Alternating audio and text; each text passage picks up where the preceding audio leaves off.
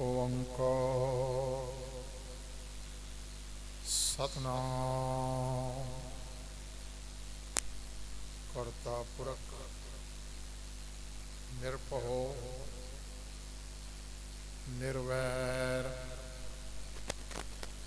अकाल मूरत अजूनी सैभं गुरप्रसाद दंडौत बंदन अनक बा सर्व कला समरथ डोलन ते राखो प्रभु नानक दे कर हथ।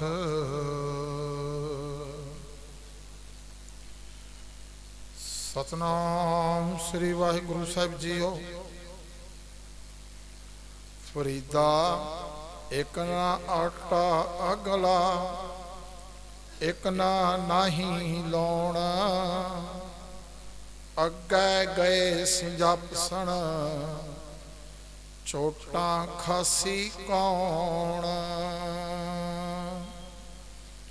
फरीदा एक ना आटा अगला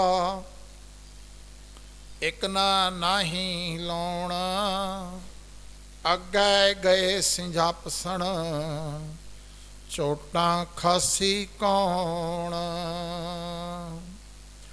पासद मामे छत सिर पेरी सडो रड जाए सुते जिरन में थिए अतीमा गड। फरीदा कोठे मंडप माड़ियाँ उसा रेंदे भी गए कूड़ा सौदा कर गए गौरी आए पे। फरीदा खिंथड़ मेथा मेखा अगलियां जिंद न काई मेख वारी आपो अपनी चले मसायक सेख। फरीदा दोहों दीवी बुलंदिया मलक बैठा आए गढ़ लीता कट लुटिया दीवड़े गया बुझाए। फरीदा दोहों दीवी बुलंदिया मलक बैठा आए गढ़ लीता कट लुटिया दीवड़े गया बुझाए।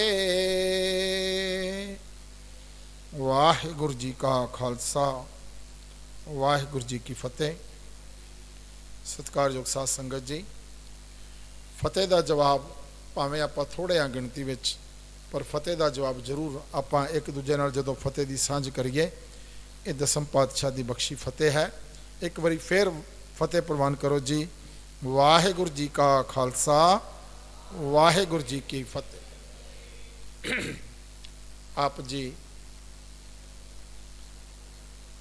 पिछले दिनों तो धन गुरु नानक साहब महाराज जी के प्रकाश पुरब नूं मनाउण दे लई जो ये विशेष उपराला सत्कारयोग बाबा अमरदीप सिंह जी वालों किया गया है, हर साल की तरह बाबा शेख फरीद जी के सलोकां की विचार के नाल आपां जुड़ रहे हैं। बाबा शेख फरीद जी का इस साल दे विच 850 साला जन्म दिहाड़ा मनाया गया है। तो इस बार बाबा फरीद जी के सलोकां दे नाल जुड़न का ये जो उपराला है ये बाबा जी वालों किया गया। हुण तक आप संगत जो पिछे विद्वाना सजना ने इत्थे आप जी दे कोल हाज़री भरी उन्हां पासों 43 सलोकां दी विचार सरवण कर चुके हो। अज आप 44 नंबर सलोक तो आरंभ करना है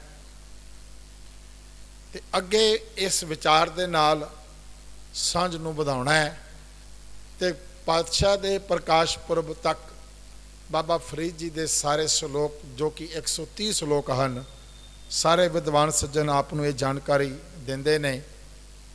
बाबा जी दे ਆਪਣੇ 112 ਸ਼ਲੋਕ ਨੇ, 18 ਸ਼ਲੋਕ ਗੁਰੂ ਸਾਹਿਬਾਨ ਦੇ, ਇਹਨਾਂ ਸਾਰੇ ਸ਼ਲੋਕਾਂ ਦੇ ਨਾਲ ਆਪਾਂ ਸਾਂਝ ਪਾਉਣੀ ਹੈ।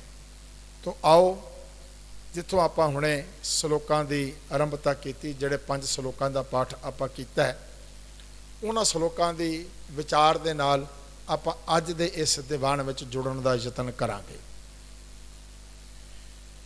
ਜਦੋਂ ਆਪਾਂ ਇਸ ਜੀਵਨ ਦੀ ਗੱਲ ਕਰਦੇ ਹਾਂ, ਜਿਹੜਾ ਅਸੀਂ ਦੁਨਿਆਵੀ ਤੌਰ ਤੇ ਜੀਵਨ ਬਤੀਤ ਕਰ ਰਹੇ ਹਾਂ, ਤਾਂ ਬੜੇ ਸਾਰੇ ਪਦਾਰਥ ਅਸੀਂ ਇਕੱਠੇ ਕਰਦੇ ਹਾਂ। ਜੀਵਨ ਦੇ ਵਿੱਚ ਪਦਾਰਥਾਂ ਦੀ ਲੋੜ ਵੀ ਹੁੰਦੀ ਹੈ, ਪਰ ਅੱਜ ਜਦੋਂ ਅਸੀਂ ਦੇਖਦੇ ਹਾਂ, ਝਾਤ ਮਾਰਦੇ ਹਾਂ, ਤੇ ਜੇ ਪਦਾਰਥਾਂ ਦੀ ਲੋੜ ਹੈਗੀ ਹੈ ਜਾਂ ਫਿਰ ਨਹੀਂ ਵੀ ਹੈਗੀ, ਤੇ ਅੱਜ ਅਸੀਂ ਦਿਖਾਵੇ ਦੇ ਲਈ ਪਦਾਰਥਾਂ ਦੇ ਨਾਲ ਸਾਂਝ ਬੜੀ ਪਾ ਲੈਂਦੇ ਹਾਂ ਕਿ ਮੇਰੇ ਕੋਲ ਕਿੰਨੇ ਵੱਧ ਪਦਾਰਥ ਇਕੱਠੇ ਹੋ ਗਏ ਨੇ, ਮੇਰੇ ਕੋਲ ਕਿੰਨੀ ਜ਼ਮੀਨ ਜਾਇਦਾਦ ਬਣ ਗਈ ਹੈ, ਮੈਂ ਕਿੰਨਾ ਪੈਸਾ ਜੋੜ ਲਿਆ ਹੈ, ਮੇਰਾ ਕਿੰਨਾ ਬੈਂਕ ਬੈਲੈਂਸ ਹੈ। ਅੱਜ ਇਹ ਸਭ ਕੁਝ ਕਰਨ ਲਈ, ਕਿਉਂਕਿ ਇਹਦੇ ਨਾਲ ਸਾਡਾ ਦੁਨੀਆ ਦੇ ਵਿੱਚ ਇੱਕ ਰੁਤਬਾ ਵੱਧਦਾ ਹੈ। ਲੋਕ ਅਮੀਰ ਕਹਿੰਦੇ ਨੇ। ਅੱਜ ਦੇ ਇਹਨਾਂ ਸ਼ਲੋਕਾਂ ਵਿੱਚ, ਜਿਹੜੇ ਸ਼ਲੋਕਾਂ ਦਾ ਆਪਾਂ ਹੁਣੇ ਪਾਠ ਕੀਤਾ ਹੈ, ਬਾਬਾ ਸ਼ੇਖ ਫਰੀਦ ਜੀ ਨੇ ਇਹੀ ਸੋਝੀ ਬਖਸ਼ਣ ਦਾ ਯਤਨ ਕੀਤਾ ਸਾਨੂੰ। ਬਸ ਅਸੀਂ ਸਮਝਣਾ ਹੈ। ਇਹਨਾਂ ਸ਼ਲੋਕਾਂ ਨੂੰ ਅਸੀਂ ਪਹਿਲਾਂ ਵੀ ਪੜ੍ਹਿਆ ਹੋਏਗਾ, ਤੁਸੀਂ ਸਹਿਜ ਪਾਠ ਵਿੱਚ ਵੀ ਪੜ੍ਹ ਰਹੇ ਹੋ, ਬਾਣੀ ਅਸੀਂ ਪੜ੍ਹਦੇ ਹਾਂ। ਬਸ ਅੱਜ ਸਮਝਣ ਦਾ ਯਤਨ ਕਰਨਾ ਹੈ ਕਿ ਇਹ ਜੋ ਵਿਸ਼ੇਸ਼ ਉਪਰਾਲਾ ਕੀਤਾ ਗਿਆ ਹੈ, ਇਸ ਉਪਰਾਲੇ ਦੇ ਵਿੱਚ ਅਸੀਂ ਪ੍ਰਾਪਤੀ ਕਰ ਲਈਏ। ਸਾਡਾ ਪ੍ਰਕਾਸ਼ ਪੁਰਬ ਮਨਾਇਆ ਧੰਨ ਗੁਰੂ ਨਾਨਕ ਸਾਹਿਬ ਮਹਾਰਾਜ ਦਾ, ਉਹ ਸਫਲ ਹੋ ਜਾਵੇ। ਤੇ ਉਹ ਸਫਲ ਤਾਂ ਹੀ ਹੋਏਗਾ ਜਦੋਂ ਅਸੀਂ ਉਪਦੇਸ਼ ਗ੍ਰਹਿਣ ਕਰਾਂਗੇ। ਬਾਬਾ ਫਰੀਦ ਜੀ ਕਹਿੰਦੇ ਨੇ, ਫਰੀਦਾ ਇੱਕ ਨਾ ਆਟਾ ਅਗਲਾ, ਇੱਕ ਨਾ ਨਾਹੀਂ ਲਾਉਣ। ਆਟਾ ਤੇ ਲਾਉਣ ਰਸੋਈ ਵਿੱਚ ਕੰਮ ਆਉਣ ਵਾਲੀਆਂ ਇਹ ਚੀਜ਼ਾਂ ਨੇ, ਰੋਜ਼ ਕੰਮ ਆਉਂਦੀਆਂ ਨੇ। ਇਹਦੇ ਤੋਂ ਬਿਨਾਂ ਘਰ ਦਾ ਗੁਜ਼ਾਰਾ ਨਹੀਂ ਚੱਲਦਾ ਹੈ। ਪਰ ਇੱਥੇ ਇਹ ਦੋਨਾਂ ਚੀਜ਼ਾਂ ਨੂੰ ਭਗਤ ਜੀ ਇਕੱਠਾ ਲਿਖ ਰਹੇ ਨੇ ਕਿ ਜਦੋਂ ਵੀ ਆਪਾਂ ਆਟਾ ਖਰੀਦਣ ਜਾਂਦੇ ਹਾਂ, ਤੇ ਆਟਾ ਹਮੇਸ਼ਾ ਜ਼ਿਆਦਾ ਖਰੀਦਿਆ ਜਾਂਦਾ ਹੈ, ਲੂਣ ਥੋੜ੍ਹਾ ਖਰੀਦਿਆ ਜਾਂਦਾ ਹੈ, ਕਿਉਂਕਿ ਲੂਣ ਦੀ ਵਰਤੋਂ ਬੜੀ ਘੱਟ ਹੁੰਦੀ ਹੈ। ਜਿੰਨਾ ਆਟਾ ਚਾਹੀਦਾ ਉਸ ਹਿਸਾਬ ਨਾਲ ਲੂਣ ਬਹੁਤ ਘੱਟ ਚਾਹੀਦਾ ਹੁੰਦਾ ਹੈ। ਹੁਣ ਇੱਥੇ ਭਗਤ ਜੀ ਇਹ ਜੋ ਇਸ਼ਾਰਾ ਕਰ ਰਹੇ ਨੇ, ਇੱਕ ਨਾ ਦਾ ਮਤਲਬ ਹੈ ਕਈ ਲੋਕਾਂ ਦੇ ਪਾਸ, ਕਈ ਬੰਦਿਆਂ ਦੇ ਪਾਸ ਆਟਾ ਅਗਲਾ, ਅਗਲਾ ਦਾ ਮਤਲਬ ਹੈ ਬਹੁਤ, ਬਹੁਤਾ, ਵੀ ਕਈਆਂ ਦੇ ਕੋਲ ਬੜੇ ਸਾਰੇ ਧਨ ਪਦਾਰਥ ਨੇ, ਬੜੇ ਸਾਰੇ ਧਨ ਪਦਾਰਥ ਨੇ, ਇਕੱਠੇ ਕੀਤੇ ਹੋਏ ਨੇ, ਮਿਹਨਤ ਕੀਤੀ ਹੈ ਜਾਂ ਠੱਗੀ ਕੀਤੀ ਹੈ ਜਾਂ ਕਿਵੇਂ ਵੀ ਕੀਤੇ ਨੇ, ਧਨ ਪਦਾਰਥ ਬੜੇ ਸਾਰੇ ਇਕੱਠੇ ਕੀਤੇ ਨੇ। ਤੇ ਲੋਕਾਂ ਨੂੰ ਦਿਖਾਉਣ ਵਾਸਤੇ ਉਹਨਾਂ ਧਨ ਪਦਾਰਥਾਂ ਨੂੰ ਇਕੱਠੇ ਕਰਨ ਦਾ ਜਿਹੜਾ ਸ਼ੌਂਕ ਹੈ, ਉਹ ਅਜੇ ਵੀ ਕਾਇਮ ਹੈ ਕਿ ਹੋਰ ਪਦਾਰਥ ਇਕੱਠੇ ਕਰ ਲਈਏ। ਬੜੇ ਸਾਰੇ ਪਦਾਰਥ ਇਕੱਠੇ ਕਰ ਲਏ। ਤੇ ਅੱਗੇ ਭਗਤ ਜੀ ਕਹਿੰਦੇ ਨੇ, ਇੱਕ ਨਾ ਨਾਹੀਂ ਲਾਉਣ। ਤੇ ਕਈ ਐਸੇ ਵੀ ਨੇ ਵੀ ਉਹਨਾਂ ਕੋਲ ਇੰਨੇ ਪਦਾਰਥ ਵੀ ਨਹੀਂ ਜਿੰਨਾ ਕੋਲ ਲੂਣ ਚਾਹੀਦਾ ਹੁੰਦਾ, ਭਾਵ ਥੋੜੇ ਵੀ ਨਹੀਂ ਹੈਗੇ। ਆਟਾ ਜ਼ਿਆਦਾ ਚਾਹੀਦਾ ਹੈ, ਲੂਣ ਘੱਟ ਚਾਹੀਦਾ ਹੈ। ਇੱਕ ਨਾ ਦੇ ਕੋਲ ਤਾਂ ਆਟੇ ਵਾਂਗ ਬਹੁਤ ਜ਼ਿਆਦਾ ਪਦਾਰਥ ਨੇ, ਤੇ ਕਈ ਐਸੇ ਨੇ ਜਿਨ੍ਹਾਂ ਕੋਲ ਲੂਣ ਵਾਂਗ ਥੋੜੇ ਜਿਹੇ ਵੀ ਨਹੀਂ ਹੈਗੇ। ਆਪਾਂ ਆਮ ਤੌਰ ਤੇ ਇੱਕ ਗੱਲ ਸੁਣਦੇ ਹਾਂ ਕਿ ਕਿਸੇ ਦਾ ਲੂਣ ਹਰਾਮ ਨਹੀਂ ਕਰਨਾ ਚਾਹੀਦਾ, ਨਮਕ ਹਰਾਮ ਨਹੀਂ ਕਰਨਾ ਚਾਹੀਦਾ। ਲੂਣ ਆਪਾਂ ਪੰਜਾਬੀ 'ਚ ਕਹਿੰਦੇ ਹਾਂ, ਨਮਕ ਹਿੰਦੀ 'ਚ ਕਹਿ ਦਿੱਤਾ ਜਾਂਦਾ ਹੈ। ਹੁਣ ਇੱਥੇ ਨਾ ਇੱਕ ਗੱਲ ਅਸੀਂ ਸਮਝਣੀ ਹੈ ਕਿ ਇਹ ਲੂਣ ਹਰਾਮ ਦਾ ਨਾ ਅਸੀਂ ਕਿਤੇ ਗਲਤ ਜਿਹਾ ਅਰਥ ਸਮਝ ਗਏ, ਭੁਲੇਖਾ ਖਾ ਗਏ ਵੀ ਜੇ ਕਿਸੇ ਦਾ ਲੂਣ ਖਾ ਲਿਆ ਤੇ ਫਿਰ ਉਹਦਾ ਹਰਾਮ ਨਹੀਂ ਕਰਨਾ। ਇੱਥੇ ਇਹ ਮਤਲਬ ਨਹੀਂ ਹੈ। ਇੱਥੇ ਇਹੀ ਮਤਲਬ ਹੈ ਜਿਹੜਾ ਭਗਤ ਜੀ ਸਾਨੂੰ ਸਮਝਾ ਰਹੇ ਨੇ ਕਿ ਲੂਣ ਜਿਵੇਂ ਮਾਤਰਾ ਵਿੱਚ ਥੋੜ੍ਹਾ ਜਿਹਾ ਹੁੰਦਾ ਹੈ, ਜੇ ਕਿਸੇ ਦਾ ਥੋੜ੍ਹਾ ਜਿਹਾ ਵੀ ਕੁਝ ਅਹਿਸਾਨ ਹੋਵੇ, ਥੋੜ੍ਹਾ ਜਿਹਾ ਵੀ ਖਾ ਲਿਆ ਹੋਵੇ, ਤਾਂ ਉਹ ਹਰਾਮ ਨਹੀਂ ਕਰਨਾ। ਇਹ ਨਹੀਂ ਵੀ ਲੂਣ ਖਾ ਕੇ ਹਰਾਮ ਨਹੀਂ ਕਰਨਾ ਤੇ ਮਿੱਠਾ ਖਾ ਕੇ ਕਰ ਸਕਦੇ ਹਾਂ, ਐਸਾ ਭਾਵ ਨਹੀਂ ਹੈ। ਵੀ ਅਸੀਂ ਲੂਣ ਖਾ ਕੇ ਨਹੀਂ ਕਰਨਾ ਤੇ ਹੋਰ ਕੋਈ ਚੀਜ਼ ਖਾ ਕੇ ਕਰ ਸਕਦੇ ਹਾਂ। ਭਾਵ ਲੂਣ ਜਿੰਨਾ ਥੋੜਾ ਜਿਹਾ ਵੀ ਕਿਸੇ ਦਾ ਖਾਦਾ ਹੋਵੇ ਉਹ ਵੀ ਅਸੀਂ ਹਰਾਮ ਨਹੀਂ ਕਰਨਾ। ਆਪਾਂ ਇੱਕ ਸਾਖੀ ਯਾਦ ਆ ਗਈ ਮੈਨੂੰ, ਧੰਨ ਗੁਰੂ ਨਾਨਕ ਸਾਹਿਬ ਮਹਾਰਾਜ ਜੀ ਦਾ ਪ੍ਰਕਾਸ਼ ਪੁਰਬ ਆਪਾਂ ਮਨਾ ਰਹੇ ਹਾਂ। ਗੁਰੂ ਨਾਨਕ ਸਾਹਿਬ ਮਹਾਰਾਜ ਨੇ ਦੂਰ ਦੂਰ ਤੱਕ ਉਦਾਸੀਆਂ ਵਿੱਚ ਜਾ ਕੇ ਆਮ ਲੋਕਾਈ ਨੂੰ ਪਰਮਾਤਮਾ ਨਾਲ ਜੁੜਨ ਦਾ ਉਪਦੇਸ਼ ਦਿੱਤਾ ਹੈ। ਤੇ ਵਿਸ਼ੇਸ਼ ਤੌਰ ਤੇ ਧੰਨ ਗੁਰੂ ਨਾਨਕ ਸਾਹਿਬ ਮਹਾਰਾਜ ਅਜਿਹੇ ਵਿਅਕਤੀਆਂ ਕੋਲ ਗਏ ਨੇ ਜਿਹੜੇ ਧਰਮ ਦੀ ਦੁਨੀਆ ਤੋਂ, ਧਰਮ ਦੇ ਉਪਦੇਸ਼ਾਂ ਤੋਂ ਬਹੁਤ ਦੂਰ ਜਾ ਚੁੱਕੇ ਨੇ, ਆਪਣਾ ਜੀਵਨ ਬੜਾ ਨੀਵੇਂ ਪੱਧਰ ਤੇ ਲੈ ਗਏ ਨੇ, ਗਲਤ ਕੰਮਾਂ ਵਿੱਚ ਫਸ ਗਏ ਨੇ, ਵਿਕਾਰਾਂ ਦਾ ਜ਼ੋਰ ਵੱਧ ਗਿਆ ਹੈ। ਤੇ ਪਾਤਸ਼ਾਹ ਉਹਨਾਂ ਨੂੰ ਵਿਸ਼ੇਸ਼ ਤੌਰ ਤੇ ਜਾ ਕੇ ਮਿਲਦੇ ਨੇ। ਐਸਾ ਹੀ ਇੱਕ ਵਿਅਕਤੀ ਪਾਤਸ਼ਾਹ ਨੂੰ ਮਿਲਿਆ ਤੇ ਪਾਤਸ਼ਾਹ ਨੂੰ ਮਿਲ ਕੇ ਤੇ ਬੇਨਤੀ ਕਰਦਾ ਕਿ ਮਹਾਰਾਜ ਕੋਈ ਉਪਦੇਸ਼ ਦਿਓ, ਕੋਈ ਸਿੱਖਿਆ ਦਿਓ। ਪਾਤਸ਼ਾਹ ਪੁੱਛਦੇ ਨੇ, ਭਾਈ ਤੇਰਾ ਨਾਂ ਕੀ ਹੈ? ਕਹਿੰਦਾ ਮਹਾਰਾਜ ਮੇਰਾ ਨਾਮ ਹੈ ਭੂਮੀਆ। ਤੇ ਕਰਦਾ ਕੀ ਹੈ? ਕਹਿੰਦਾ ਜੀ ਮੈਂ ਚੋਰ ਹਾਂ। ਤੁਸੀਂ ਸਾਖੀ ਪਹਿਲਾਂ ਵੀ ਸੁਣੀ ਹੋਣੀ ਹੈ। ਤੇ ਪਾਤਸ਼ਾਹ ਕਹਿੰਦੇ ਵੀ ਭਾਈ ਚੋਰੀ ਕਰਨਾ ਤਾਂ ਠੀਕ ਨਹੀਂ ਹੁੰਦਾ, ਇਹ ਚੰਗਾ ਕੰਮ ਨਹੀਂ ਹੈ, ਛੱਡ ਦੇ। ਗੁਰਬਾਣੀ ਵਿੱਚ ਵੀ ਆਪਾਂ ਪੜ੍ਹਦੇ ਹਾਂ, ਚੋਰ ਕੀ ਹਾਮਾ ਭਰੈ ਨਾ ਕੋਈ, ਚੋਰ ਕੀਆ ਚੰਗਾ ਕਿਉਂ ਹੋਈ। ਚੋਰ ਜਿਹੜਾ ਕੁਝ ਕਰਦਾ ਉਹ ਚੰਗਾ ਨਹੀਂ ਹੈ। ਕਹਿੰਦਾ ਮਹਾਰਾਜ ਹੋਰ ਮੈਨੂੰ ਕੁਝ ਆਉਂਦਾ ਹੀ ਨਹੀਂ, ਮੈਂ ਚੋਰੀ ਨਹੀਂ ਛੱਡ ਸਕਦਾ। ਹੁਣ ਦੇਖੋ ਆਪਾਂ ਧੰਨ ਗੁਰੂ ਨਾਨਕ ਸਾਹਿਬ ਮਹਾਰਾਜ ਦੇ ਕਿਸੇ ਨੂੰ ਸਹੀ ਰਸਤਾ ਸਮਝਾਉਣ ਦੇ ਅੰਦਾਜ਼ ਕਿਦਾਂ ਦੇ ਨੇ। ਕੋਈ ਅੱਜ ਦਾ ਧਰਮ ਹੁੰਦਾ ਨਾ ਆਗੂ, ਤਾਂ ਪਹਿਲੀ ਗੱਲ ਤਾਂ ਸੁਣਦਿਆਂ ਹੀ ਕਹਿੰਦਾ ਵੀ ਜਾ ਭੱਜਾ, ਤੇਰੀ ਇੱਥੇ ਕੋਈ ਲੋੜ ਨਹੀਂ। ਪਾਤਸ਼ਾਹ ਮੁਸਕਰਾਏ, ਕੋਈ ਇਹ ਨਹੀਂ ਉਹਨੇ ਕਿਹਾ ਵੀ ਮੈਂ, ਜਦੋਂ ਉਹਨੇ ਕਿਹਾ ਵੀ ਮੈਂ ਚੋਰੀ ਨਹੀਂ ਛੱਡ ਸਕਦਾ, ਕੋਈ ਗੁੱਸਾ ਨਹੀਂ ਕੀਤਾ। ਕਹਿੰਦੇ ਚਲੋ ਠੀਕ ਹੈ ਤੂੰ ਚੋਰੀ ਕਰ, ਪਰ ਜੇ ਤੂੰ ਹੁਣ ਉਪਦੇਸ਼ ਮੰਗਿਆ ਨਾ ਤੇ ਉਪਦੇਸ਼ ਲੈ ਜਾ। ਇਹ ਤਿੰਨ ਗੱਲਾਂ ਤੂੰ ਹਮੇਸ਼ਾ ਯਾਦ ਰੱਖਣੀਆਂ ਨੇ। ਨੰਬਰ 1 ਕਿ ਹਮੇਸ਼ਾ ਸੱਚ ਬੋਲਣਾ ਹੈ। ਨੰਬਰ 2 ਕਿਸੇ ਦਾ ਨਮਕ ਜਿੰਨਾ ਥੋੜਾ ਜਿਹਾ ਖਾਦਾ ਵੀ ਹਰਾਮ ਨਹੀਂ ਕਰਨਾ। ਆਪਾਂ ਇੱਕ ਨਾ ਹੀ ਲਾਉਣ ਦੀ ਗੱਲ ਕਰ ਰਹੇ ਹਾਂ। ਨਮਕ ਜਿੰਨਾ ਖਾਦਾ ਵੀ ਹਰਾਮ ਨਹੀਂ ਕਰਨਾ। ਨੰਬਰ 3 ਕੋਈ ਬੇਗੁਨਾਹ ਹੋਵੇ, ਤੁਹਾਨੂੰ ਪਤਾ ਹੋਵੇ ਕਿ ਕੋਈ ਬੇਗੁਨਾਹ ਹੈ, ਉਹਦੇ ਤੇ ਜ਼ੁਲਮ ਹੋ ਰਿਹਾ ਹੋਵੇ ਤੇ ਉਹਦਾ ਸਾਥ ਦੇਣਾ ਹੈ। ਉਹਨੇ ਸਾਰੇ ਉਪਦੇਸ਼ ਪ੍ਰਵਾਨ ਕਰ ਲਏ। ਕਹਿੰਦਾ ਜੀ ਮਹਾਰਾਜ 7 ਬਚਨ ਮੈਂ ਆਪ ਜੀ ਦੇ ਇਹਨਾਂ ਉਪਦੇਸ਼ਾਂ ਨੂੰ ਆਪਣੀ ਜ਼ਿੰਦਗੀ ਵਿੱਚ ਲਾਗੂ ਕਰਾਂਗਾ। ਦੇਖੋ ਉਪਦੇਸ਼ ਸਾਨੂੰ ਸਾਰਿਆਂ ਨੂੰ ਪਤਾ ਹੁੰਦੇ ਨੇ। ਜਿਹੜੇ ਅਸੀਂ ਗੁਰਦੁਆਰਾ ਸਾਹਿਬ 'ਚ ਆ ਕੇ ਬੈਠਦੇ ਹਾਂ, ਉਪਦੇਸ਼ ਸੁਣਦੇ ਹਾਂ, ਉਪਦੇਸ਼ ਸਾਨੂੰ ਸਾਰਿਆਂ ਨੂੰ ਪਤਾ ਹੁੰਦੇ ਨੇ।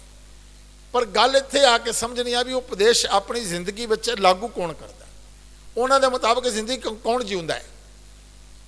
ਗੱਲ ਇੱਥੇ ਹੀ ਸਮਝਣ ਵਾਲੀ। ਹੁਣ ਭਾਈ ਭੂਮੀਆ ਨੇ ਗੁਰੂ ਸਾਹਿਬ ਨਾਲ ਵਾਅਦਾ ਕੀਤਾ ਕਿ ਮਹਾਰਾਜ 7 ਬਚਨ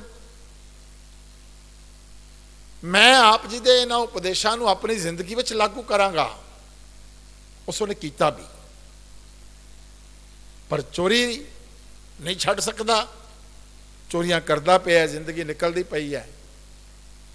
ਇੱਕ ਦਿਨ ਐਸਾ ਆਇਆ ਕਿ ਮਨ ਵਿੱਚ ਵਿਚਾਰ ਆਇਆ ਵੀ ਅੱਜ ਕੋਈ ਵੱਡੀ ਚੋਰੀ ਕੀਤੀ ਜਾਵੇ।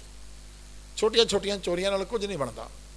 ਆਪਾਂ ਹੁਣੇ ਗੱਲ ਕਰ ਰਹੇ ਸੀ ਨਾ, ਸਾਡੇ ਮਨ ਵਿੱਚ ਵੀ ਲਾਲਚ ਹੁੰਦਾ ਕਿ ਵੱਧ ਤੋਂ ਵੱਧ ਪਦਾਰਥ ਇਕੱਠੇ ਕਰ ਲਏ ਜਾਣ, ਭਾਵੇਂ ਮਿਹਨਤ ਕਰਕੇ ਕੀਤਾ ਜਾਵੇ, ਭਾਵੇਂ ਕੋਈ ਚੋਰੀਆਂ ਕਰਕੇ, ਠੱਗੀਆਂ ਕਰਕੇ ਕੀਤਾ ਜਾਵੇ ਸਮਾਨ ਇਕੱਠਾ।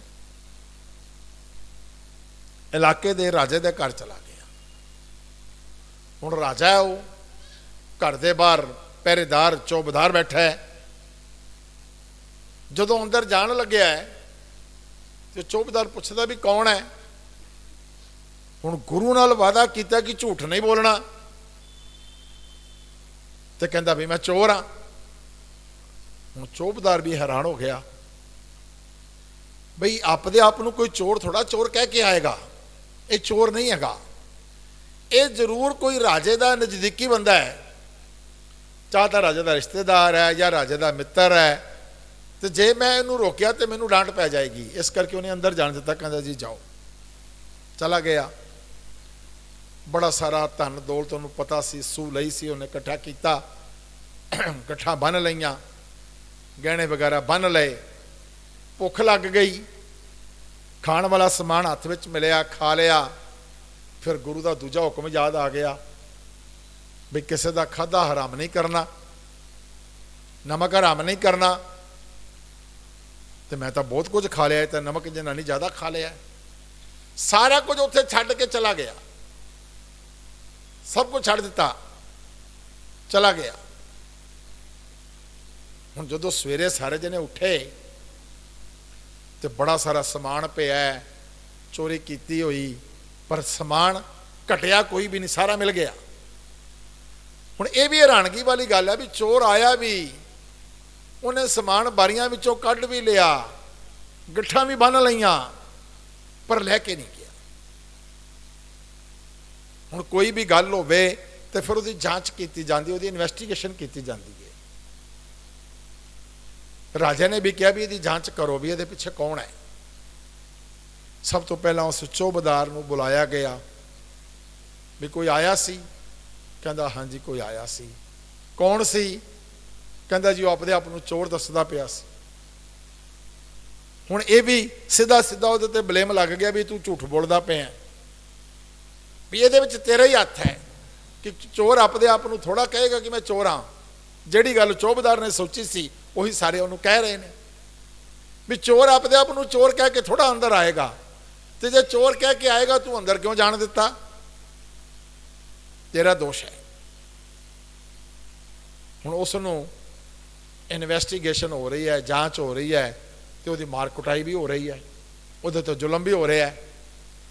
ਹੁਣ ਜਦੋਂ ਭੂਮੀਏ ਨੂੰ ਇਹ ਗੱਲ ਪਤਾ ਲੱਗੀ ਵੀ ਉਹਦੇ ਤੇ ਜ਼ੁਲਮ ਹੋ ਰਿਹਾ ਪਰ ਉਹ ਤਾਂ ਬੇਗੁਨਾਹ ਹੈ, ਤੇ ਫਿਰ ਭੂਮੀਆ ਉੱਥੇ ਵੀ ਪਹੁੰਚ ਗਿਆ ਆਪਣੇ ਗੁਰੂ ਦੇ ਹੁਕਮ ਨੂੰ ਮੰਨਣ ਦੇ ਲਈ ਕਿ ਜੇ ਤੁਹਾਨੂੰ ਪਤਾ ਕਿ ਇਹ ਬੇਗੁਨਾਹ ਹੈ ਤੇ ਤੁਸੀਂ ਇਸ ਦਾ ਸਾਥ ਦੇਣਾ ਹੈ।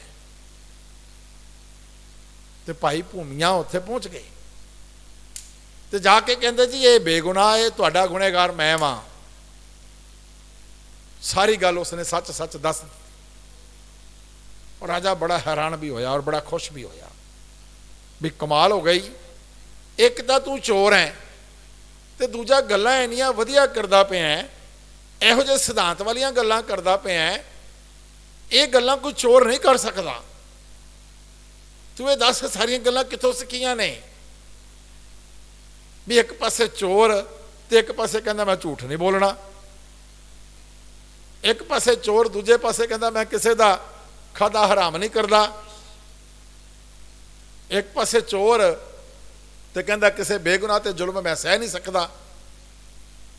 ਫਿਰ ਉਹਨੇ ਦੱਸਿਆ ਵੀ ਇਹ ਸਾਰਾ ਕੁਝ ਮੈਨੂੰ ਧੰਨ ਗੁਰੂ ਨਾਨਕ ਸਾਹਿਬ ਮਹਾਰਾਜ ਨੇ ਸਿੱਖਿਆ ਦਿੱਤੀ ਹੈ। ਰਾਜਾ ਬੜਾ ਪ੍ਰਸੰਨ ਹੋਇਆ ਉਹਦੇ ਤੋਂ, ਤੇ ਉਸ ਭਾਈ ਭੂਮੀਏ ਨੂੰ ਰਾਜੇ ਨੇ ਆਪਣਾ ਵਜ਼ੀਰ ਬਣਾ ਲਿਆ ਵੀ ਇਹਦੇ ਵਰਗਾ ਇਮਾਨਦਾਰ ਬੰਦਾ ਮੈਨੂੰ ਹੋਰ ਕੌਣ ਮਿਲ ਸਕਦਾ ਹੈ? ਇਹਦੇ ਹੁੰਦਿਆਂ ਮੇਰੇ ਖਜ਼ਾਨਿਆਂ ਨੂੰ ਕਿਤੇ ਕੋਈ ਨੁਕਸਾਨ ਨਹੀਂ ਹੋ ਸਕਦਾ, ਇਹਦੇ ਹੁੰਦਿਆਂ ਮੇਰਾ ਕੋਈ ਬੰਦਾ ਕਿਸੇ ਗਲਤ ਬੰਦੇ ਤੇ ਕਿਸੇ ਬੇਗੁਨਾਹ ਬੰਦੇ ਤੇ ਜ਼ੁਲਮ ਵੀ ਨਹੀਂ ਕਰ ਸਕਦਾ। ਉਸ ਨੇ ਉਸ ਨੂੰ ਆਪਣਾ ਵਜ਼ੀਰ ਬਣਾ ਲਿਆ। ਦੇਖੋ ਗੁਰੂ ਦੀ ਸਿੱਖਿਆ। ਉਹ ਭਾਈ ਭੂਮੀਆ ਕਹਿੰਦਾ ਸੀ ਜੀ ਮਹਾਰਾਜ ਮੈਂ ਤਾਂ ਚੋਰੀ ਛੱਡ ਨਹੀਂ ਸਕਦਾ, ਤੇ ਗੁਰੂ ਦੀ ਸਿੱਖਿਆ ਦੇ ਨਾਲ ਐਸੇ ਗੁਣ ਅੰਦਰ ਭਰ ਗਏ ਕਿ ਉਹ ਭਾਈ ਭੂਮੀਆ ਉਸ ਇਲਾਕੇ ਦਾ ਜਿੱਥੇ ਉਹ ਛੋਟੀਆਂ ਛੋਟੀਆਂ ਚੋਰੀਆਂ ਕਰਕੇ ਆਪਣੇ ਪਰਿਵਾਰ ਦੀ ਪਾਲਣਾ ਕਰਦਾ ਸੀ, ਉੱਥੇ ਉਹ ਉਸ ਇਲਾਕੇ ਦਾ ਵਜ਼ੀਰ ਬਣ ਗਿਆ, ਮੰਤਰੀ ਬਣ ਗਿਆ। ਕਿੱਡਾ ਵੱਡਾ ਰੁਤਬਾ ਬਣ ਗਿਆ ਉਹਦਾ। ਹੁਣ ਇਹ ਚੀਜ਼ ਹੁੰਦੀ ਹੈ, ਅਸੀਂ ਜਦੋਂ ਗੱਲ ਕਰਦੇ ਹਾਂ ਵੀ ਬਾਣੀ ਨੂੰ ਜਦੋਂ ਅਸੀਂ ਪੜ੍ਹੀਏ, ਗੁਰੂ ਸਾਡੇ ਲਈ ਬਾਣੀ ਗੁਰੂ ਹੈ। ਜਦੋਂ ਗੁਰੂ ਨਾਲ ਸਾਂਝ ਬਣਾਈਏ, ਤੁਸੀਂ ਇੱਥੇ ਬੈਠੇ ਹੋ, ਇਹ ਗੁਰੂ ਨਾਲ ਸਾਂਝ ਹੈ। ਬਾਣੀ ਨੂੰ ਅਸੀਂ ਵਿਚਾਰ ਰਹੇ ਹਾਂ, ਬਾਣੀ ਨੂੰ ਵਿਚਾਰੀਏ, ਬਾਣੀ ਵਿਚਲੇ ਉਪਦੇਸ਼ਾਂ ਨੂੰ ਆਪਣੇ ਹਿਰਦੇ ਵਿੱਚ ਟਿਕਾਈਏ। ਤੇ ਜਿਵੇਂ ਭਾਈ ਭੂਮੀਆ ਨੇ ਉਹਨਾਂ ਉਪਦੇਸ਼ਾਂ ਦੇ ਅਨੁਸਾਰ ਆਪਣੇ ਆਪ ਨੂੰ ਚਲਾਉਣ ਦਾ ਯਤਨ ਵੀ ਕੀਤਾ ਤੇ ਗੁਰੂ ਸਾਹਿਬ ਦੀ ਸਿੱਖਿਆ ਨੂੰ ਮੰਨ ਕੇ ਕਿੱਥੋਂ ਰੁਤਬੇ ਤੇ ਕਿੱਥੇ ਪਹੁੰਚ ਗਏ। ਪਰ ਜਦੋਂ ਅਸੀਂ ਇਸੇ ਦੌੜ ਵਿੱਚ ਲੱਗੇ ਰਵਾਂਗੇ ਕਿ ਮੈਂ ਇਹ ਵੀ ਇਕੱਠਾ ਕਰ ਲਵਾਂ, ਮੈਂ ਇਹ ਵੀ ਇਕੱਠਾ ਕਰ ਲਵਾਂ, ਪਦਾਰਥਾਂ ਦੀ ਦੌੜ 'ਚ ਲੱਗੇ ਰਹਾਂਗੇ ਤੇ ਬਾਬਾ ਫਰੀਦ ਜੀ ਕਹਿੰਦੇ ਨੇ, ਫਰੀਦਾ ਇੱਕ ਨਾ ਆਟਾ ਅਗਲਾ, ਬੜੇ ਬੰਦੇ ਐਸੇ ਨੇ ਜਿਨ੍ਹਾਂ ਕੋਲ ਬੜੇ ਸਾਰੇ ਪਦਾਰਥ ਨੇ, ਉਹਨਾਂ ਨੂੰ ਆਪ ਹੀ ਨਹੀਂ ਪਤਾ ਕਿੰਨੇ ਕੁ ਪਦਾਰਥ ਨੇ। ਇੱਕ ਨਾ ਹੀ ਲਾਉਣ ਤੇ ਕੁਝ ਐਸੇ ਵੀ ਨੇ ਵਿਚਾਰੇ ਜਿਨ੍ਹਾਂ ਕੋਲ ਬਹੁਤ ਹੀ ਥੋੜੇ ਨੇ, ਲੂਣ ਜਿੰਨੇ ਵੀ ਨਹੀਂ ਨੇ। ਅੱਗੇ ਗਏ ਸਿੰਜਾਪਸਣ, ਚੋਟਾਂ ਖਾਸੀ ਕੌਣ। ਹੁਣ ਇਹ ਮਨੁੱਖੀ ਜੀਵਨ ਦੀ ਸਫਲਤਾ ਦਾ ਪੈਮਾਨਾ ਨਹੀਂ ਹੈ ਕਿ ਤੁਹਾਡੇ ਕੋਲ ਪਦਾਰਥ ਕਿੰਨੇ ਨੇ। ਇਹ ਤੁਹਾਡੇ ਦੁਨਿਆਵੀ ਜੀਵਨ ਦੀ ਸਫਲਤਾ ਹੋ ਸਕਦੀ ਹੈ ਵੀ ਕੋਈ ਤੁਸੀਂ ਕਿੰਨਾ ਧਨ ਇਕੱਠਾ ਕਰ ਲਿਆ, ਕਿੰਨਾ ਤੁਹਾਡੇ ਕੋਲ ਬੈਂਕ ਬੈਲੈਂਸ ਪਿਆ ਹੈ, ਕਿੰਨੇ ਤੁਸੀਂ ਪਦਾਰਥ ਇਕੱਠੇ ਕਰ ਲਏ ਨੇ। ਇਹ ਤੁਹਾਡੀ ਦੁਨਿਆਵੀ ਜੀਵਨ ਦੀ ਸਫਲਤਾ ਹੋ ਸਕਦੀ ਹੈ, ਪਰ ਆਤਮਿਕ ਜੀਵਨ ਦੀ ਸਫਲਤਾ ਨਹੀਂ ਹੈ। ਆਤਮਿਕ ਜੀਵਨ ਦੀ ਸਫਲਤਾ ਹੈ ਕਿ ਤੁਸੀਂ ਗੁਰੂ ਦੀ ਸਿੱਖਿਆ ਨੂੰ ਮੰਨ ਕੇ ਆਪਣੇ ਜੀਵਨ ਵਿੱਚ ਗੁਣ ਕਿੰਨੇ ਧਾਰਨ ਕੀਤੇ, ਗੁਣ ਕਿੰਨੇ ਧਾਰਨ ਕੀਤੇ ਨੇ, ਕਰਮ ਕੈਸੇ ਕੀਤੇ ਨੇ। ਕਿਉਂਕਿ ਭਗਤ ਜੀ ਕਹਿ ਰਹੇ ਨੇ ਇੱਥੇ ਤਾਂ ਪਦਾਰਥ ਇਕੱਠੇ ਕਰ ਲਏ, ਅੱਗੇ ਗਏ ਸਿੰਜਾਪਸਣ, ਉੱਥੇ ਪਰਮਾਤਮਾ ਦੀ ਦਰਗਾਹ ਦੇ ਵਿੱਚ ਤੁਹਾਡੇ ਕਰਮਾਂ ਦੇ ਅਨੁਸਾਰ ਤੁਹਾਡੀ ਪਹਿਚਾਣ ਹੋਏਗੀ। ਸਿੰਜਾਪਸਣ ਕਿਸੇ ਨੂੰ ਸਿਆਣਨਾ, ਪੁਰਾਣੀ ਬੋਲੀ ਸਾਡੀ ਪੰਜਾਬੀ ਦੀ, ਅੱਜ ਕੱਲ੍ਹ ਅਸੀਂ ਇਹੋ ਜਿਹੇ ਸ਼ਬਦਾਂ ਦੀ ਵਰਤੋਂ ਨਹੀਂ ਕਰਦੇ। ਕੋਈ ਪੁਰਾਣਾ ਬਜ਼ੁਰਗ ਮਿਲ ਜਾਏ ਨਾ, ਮਿਲੇਗਾ ਮੈਨੂੰ ਸਿਆਣਿਆ, ਆਮ ਤੌਰ 'ਤੇ ਇਹ ਗੱਲ ਕਹਿ ਦਿੰਦੇ ਨੇ। ਅੱਜ ਕੱਲ੍ਹ ਇਹ ਸਿਆਣਾ ਸ਼ਬਦ ਜਿਹੜਾ ਹੈ ਇਹ ਸਾਡੇ ਕੋਲ ਰਹਿ ਹੀ ਨਹੀਂ ਗਏ। ਪੰਜਾਬੀ ਦੇ ਠੇਠ ਪੰਜਾਬੀ ਦੇ ਸ਼ਬਦ ਅਸੀਂ ਭੁੱਲਦੇ ਜਾ ਰਹੇ ਹਾਂ। ਬਾਬਾ ਫਰੀਦ ਜੀ ਕਹਿੰਦੇ ਨੇ, ਅੱਗੇ ਗਏ ਸਿੰਜਾਪਸਣ, ਉੱਥੇ ਜਾ ਕੇ ਪਹਿਚਾਣੇ ਜਾਣਗੇ ਵੀ ਕਰਮ ਕਿਹੜੇ ਕੀਤੇ ਨੇ।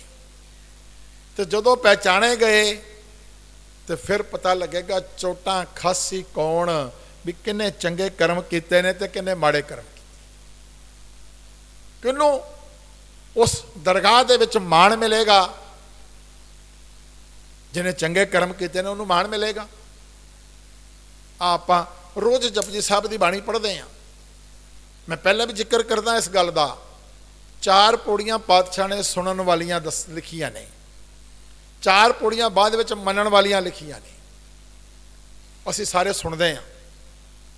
ਪਹਿਲੀਆਂ 4 ਪੌੜੀਆਂ ਤਾਂ ਅਸੀਂ ਕਰਦੇ ਹਾਂ, ਕੰਮ ਸੁਣਦੇ ਹਾਂ, ਪਰ ਮੰਨਣ ਵਾਲੇ ਪਾਸੇ ਅਸੀਂ ਰੁਕ ਜਾਂਦੇ ਹਾਂ। ਕਿਤੇ ਜਿਹੜੀ ਚੀਜ਼ ਸੌਖੀ ਲੱਗਦੀ ਹੈ, ਜਿਹੜੀ ਚੀਜ਼ ਆਪਣੇ ਆਪ ਨੂੰ ਚੰਗੀ ਲੱਗਦੀ ਹੈ ਉਹ ਮੰਨ ਲੈਂਦੇ ਹਾਂ, ਜਿਹੜਾ ਹੁਕਮ ਨਹੀਂ ਚੰਗਾ ਲੱਗਦਾ ਉਹਨੂੰ ਛੱਡ ਦਿੰਦੇ ਹਾਂ। ਤੇ ਪਾਤਸ਼ਾਹ ਕਹਿੰਦੇ ਨੇ ਜਿਨ੍ਹਾਂ ਨੇ ਸੁਣ ਲਿਆ, ਸੁਣ ਕੇ ਮੰਨ ਲਿਆ, ਤੇ ਜਿਹੜੀ ਅੱਗੇ ਵਾਲੀ ਪੌੜੀ ਹੈ ਨਾ ਜੀ, ਅੱਗੇ ਪਾਤਸ਼ਾਹ ਕਹਿੰਦੇ ਨੇ ਪੰਜ ਪ੍ਰਵਾਨ, ਉਹ ਪੰਜ ਜਨ ਜਿਨ੍ਹਾਂ ਨੇ ਸੁਣ ਕੇ ਮੰਨ ਲਿਆ ਉਹ ਪਰਮਾਤਮਾ ਦੀ ਦਰਗਾਹ ਦੇ ਵਿੱਚ ਪ੍ਰਵਾਨ ਨੇ। ਪੰਜ ਪ੍ਰਵਾਨ, ਪੰਜ ਪ੍ਰਧਾਨ, ਪੰਚੇ ਪਾਵੇਂ ਦਰਗਾਹ ਮਾਣ, ਉੱਥੇ ਮਾਣ ਮਿਲਦਾ ਕਿਉਂਕਿ ਉਹਨਾਂ ਨੇ ਗੁਰੂ ਦੇ ਹੁਕਮ ਨੂੰ ਸੁਣਿਆ ਤੇ ਸੁਣ ਕੇ ਮੰਨ ਵੀ ਲਿਆ। ਇੱਥੇ ਇਹੀ ਗੱਲ ਬਾਬਾ ਫਰੀਦ ਜੀ ਸਮਝਾ ਰਹੇ ਨੇ ਕਿ ਕਰਮ ਕਰਨੇ ਨੇ, ਕਿਹੜੇ ਕਰਨੇ ਨੇ, ਪਦਾਰਥਾਂ ਦੀ ਗਿਣਤੀ ਨਹੀਂ ਕਰਨੀ। ਕਰਮਾਂ ਦੇ ਹਿਸਾਬ ਨਾਲ ਨਿਪਟਾਰਾ ਹੋਣਾ, ਉੱਥੇ ਪਦਾਰਥਾਂ ਦੇ ਹਿਸਾਬ ਨਾਲ ਨਹੀਂ ਹੋਣਾ। ਵੀ ਅਸੀਂ ਇਕੱਠਾ ਤਾਂ ਕਰ ਲਿਆ ਬੜਾ ਕੁਝ, ਇੱਕ ਨਾ ਆਟਾ ਅਗਲਾ, ਬੜਾ ਕੁਝ ਇਕੱਠਾ ਕਰ ਲਿਆ, ਪਰ ਉੱਥੇ ਜਾ ਕੇ ਤੁਹਾਨੂੰ ਪਤਾ ਲੱਗੇਗਾ ਦਰਗਾਹ ਦੇ ਵਿੱਚ ਤੁਹਾਡੇ ਗੁਣਾਂ ਕਰਕੇ, ਤੁਹਾਡੇ ਕਰਮਾਂ ਕਰਕੇ ਪਹਿਚਾਣ ਹੋ ਜਾਏਗੀ। ਆ ਥੋੜੇ ਦਿਨ ਪਹਿਲੇ ਸਰਾਧ ਖਤਮ ਹੋਏ ਨੇ। ਹੁਣ ਸਰਾਧ ਸਨਾਤਨ ਮਤ ਦੀ ਇੱਕ ਮਰਿਆਦਾ ਹੈ, ਮੁਬਾਰਕ ਹੈ, ਜਿਨ੍ਹਾਂ ਦੀ ਮਰਿਆਦਾ ਉਹਨਾਂ ਲਈ ਮੁਬਾਰਕ ਹੈ। ਪਰ ਕਿਤੇ ਅਸੀਂ ਵੀ ਇਸ ਦੌੜ ਵਿੱਚ ਚਲੇ ਜਾਂਦੇ ਹਾਂ ਵੀ ਚਲੋ ਕੋਈ ਗੱਲ ਨਹੀਂ, ਅਸੀਂ ਵੀ ਭਾਈ ਸਾਹਿਬ ਨੂੰ ਕੁਝ ਛਕਾ ਦਈਏ। ਬੜੇ ਸਾਰੇ ਦਿਨ ਨੇ ਸਾਲ ਦੇ, 15 ਦਿਨਾਂ ਤੋਂ ਇਲਾਵਾ 350 ਦਿਨ ਹੋਰ ਨੇ, ਆਪਾਂ ਉਦੋਂ ਛਕਾ ਸਕਦੇ ਹਾਂ। ਪਾਤਸ਼ਾਹ ਨੇ ਇਹਨਾਂ ਚੀਜ਼ਾਂ ਤੋਂ ਰੋਕਿਆ ਸਾਨੂੰ।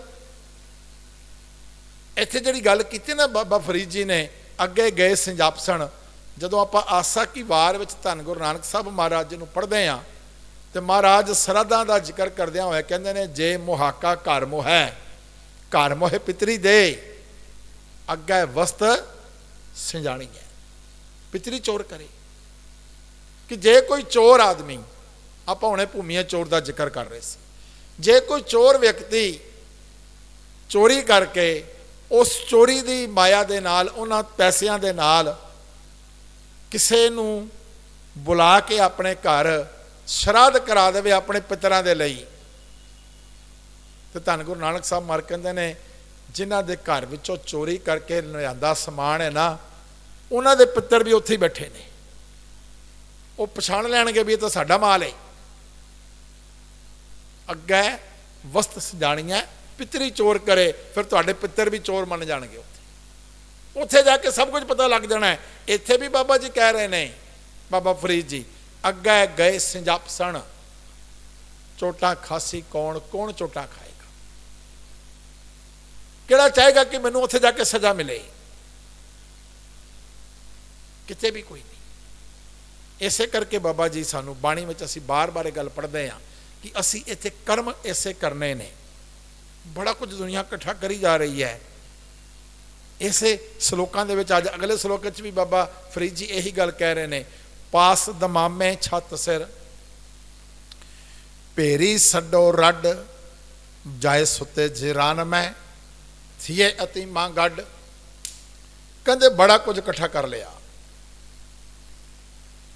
ਉਹਨਾਂ ਦੇ ਵਾਸਤੇ ਜਿਨ੍ਹਾਂ ਨੇ ਆਪਣੇ ਰੁਤਬੇ ਬਣਾ ਲਏ, ਬੜਾ ਕੁਝ ਇਕੱਠਾ ਕਰ ਲਿਆ। ਪਾਸ ਦਮਾਮੇ, ਦਮਾਮੇ ਵੱਜਦੇ, ਧੌਂਸੇ ਵੱਜਦੇ ਨੇ।